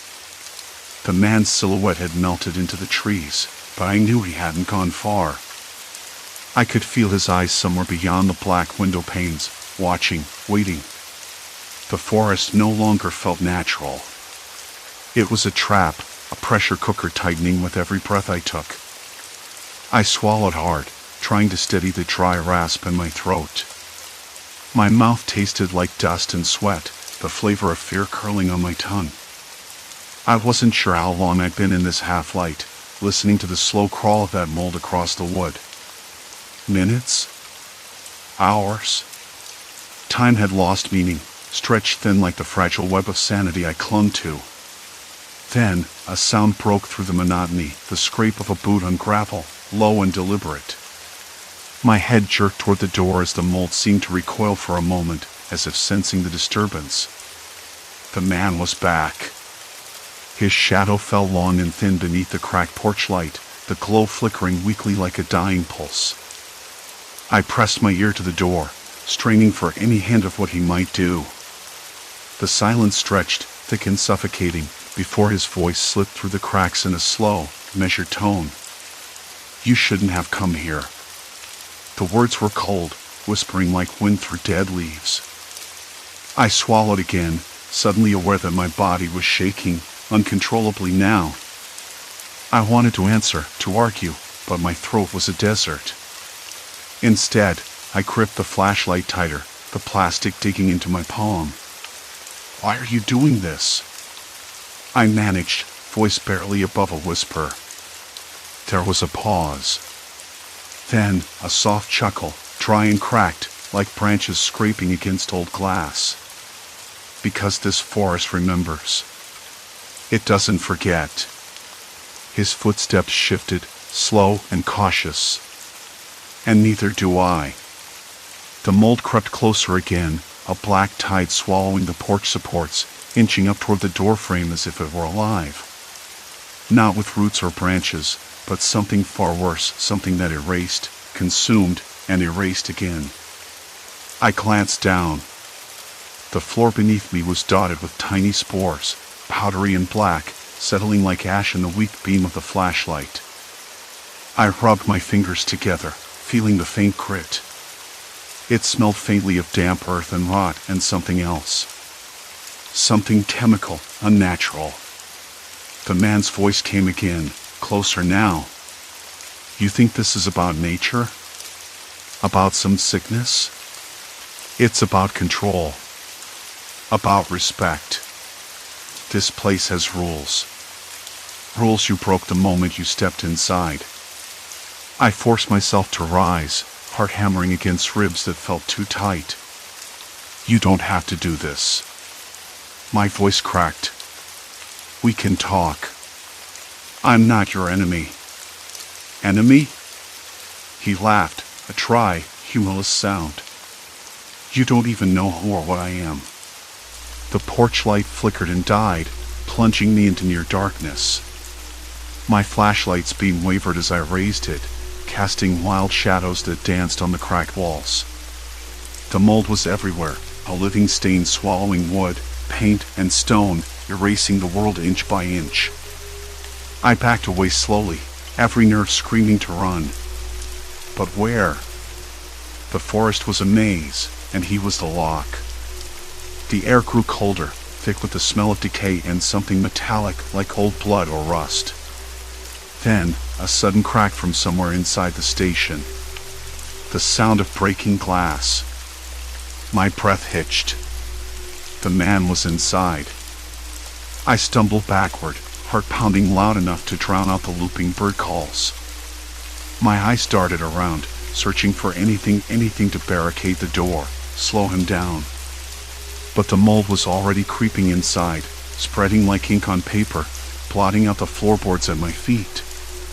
"Please," I whispered, voice shaking. "Just leave me alone." No, his voice was close now, cold and certain. "You've seen too much." A shadow moved at the edge of my light. I spun, flashlight swinging wildly, catching the glint of a face, his face grinning like a snake in the dark. I stumbled backward, falling hard onto the floor. The breath knocked from my lungs, pain flaring in my knee. The mold was there, too, a creeping tendril brushing the edge of my sleeve, cold and wet. I scrambled away, dragging myself toward the back of the room. There, a window, boarded but loose. My fingers fumbled at the nails, heart pounding so loud I thought it might burst. Outside, the forest waited, silent and endless. The man's footsteps echoed behind me. "You can't escape," he said softly, almost kindly. "Not here. Not where the forest remembers." I tore at the boards, 1, 2, 3 nails coming loose. My hands were raw, scraping against the rough wood. The mold was at the windowsill, creeping closer, blotting out the glass. Then another sound. A voice. Not his. A woman's, low and urgent, calling from outside the station. "Hey! Over here! Are you in there?" My head snapped toward the window. The voice was faint but clear, cutting through the thick, suffocating night. My breath caught. I called back, voice hoarse. "Yes." Help! The man froze, just beyond the threshold, darkness swallowing his features. The mold slowed its advance, like it was waiting. I didn't know whether the woman was real or another trick of the forest, but I grabbed the flashlight and hurled it through the window. Glass shattered, sparkling like ice in the weak moonlight, and I climbed through the jagged opening. Outside, the air was sharp and cold, smelling fresh with pine and something faintly sweet. The mold retreated from the broken glass like a tide pulling back. Behind me, the man let out a breath, a sound half frustration, half warning. "Running won't help," he said, voice fading as I scrambled into the trees. Branches snagged my jacket, leaves whispered against my skin, and the bird's call still pulsed in their impossible loops. But I didn't stop. Not until the forest swallowed me whole, and the man, whatever he was just a shadow lost in the dark. I didn't know what I was running from, but I knew one thing: this was far from over. The forest didn't let go easily. I didn't stop running until the cold air burned my lungs and the rough bark scratched my palms as I scrambled over a fallen log. When I finally collapsed against a tree trunk, my breath came in ragged gasps. The world felt enormous and tiny all at once, like I was both lost and exactly where I was supposed to be. Dawn was bleeding through the canopy by the time I found a patch of moss soft enough to sit on without stabbing my legs. I pulled out my phone, even though the screen's weak glow was hardly a comfort. No signal. Of course. I kept thinking back to the man, the way he said running won't help, like it was some kind of promise or curse. I didn't know if I'd imagined a woman, or if she was real either.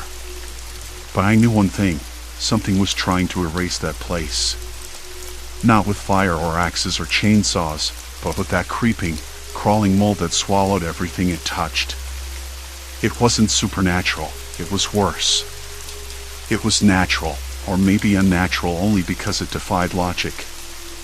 I sat there, trying to make sense of it all. The mold, how it advanced, retreating from broken glass but quickly reclaiming any open wound in the forest floor, felt like a slow poison. Something microbial, but alive in a way I couldn't explain. And the man, why had he stayed? Was he infected? Or worse, was he a protector of that place, trying to contain the mold spread? I didn't have answers, just more questions. The sun rose higher, warming my back and drying the cold sweat on my neck.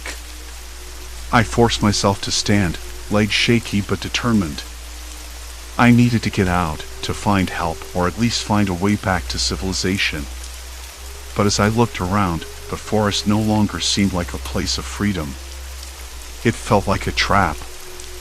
I moved slowly, scanning the ground for signs of the mold's advance.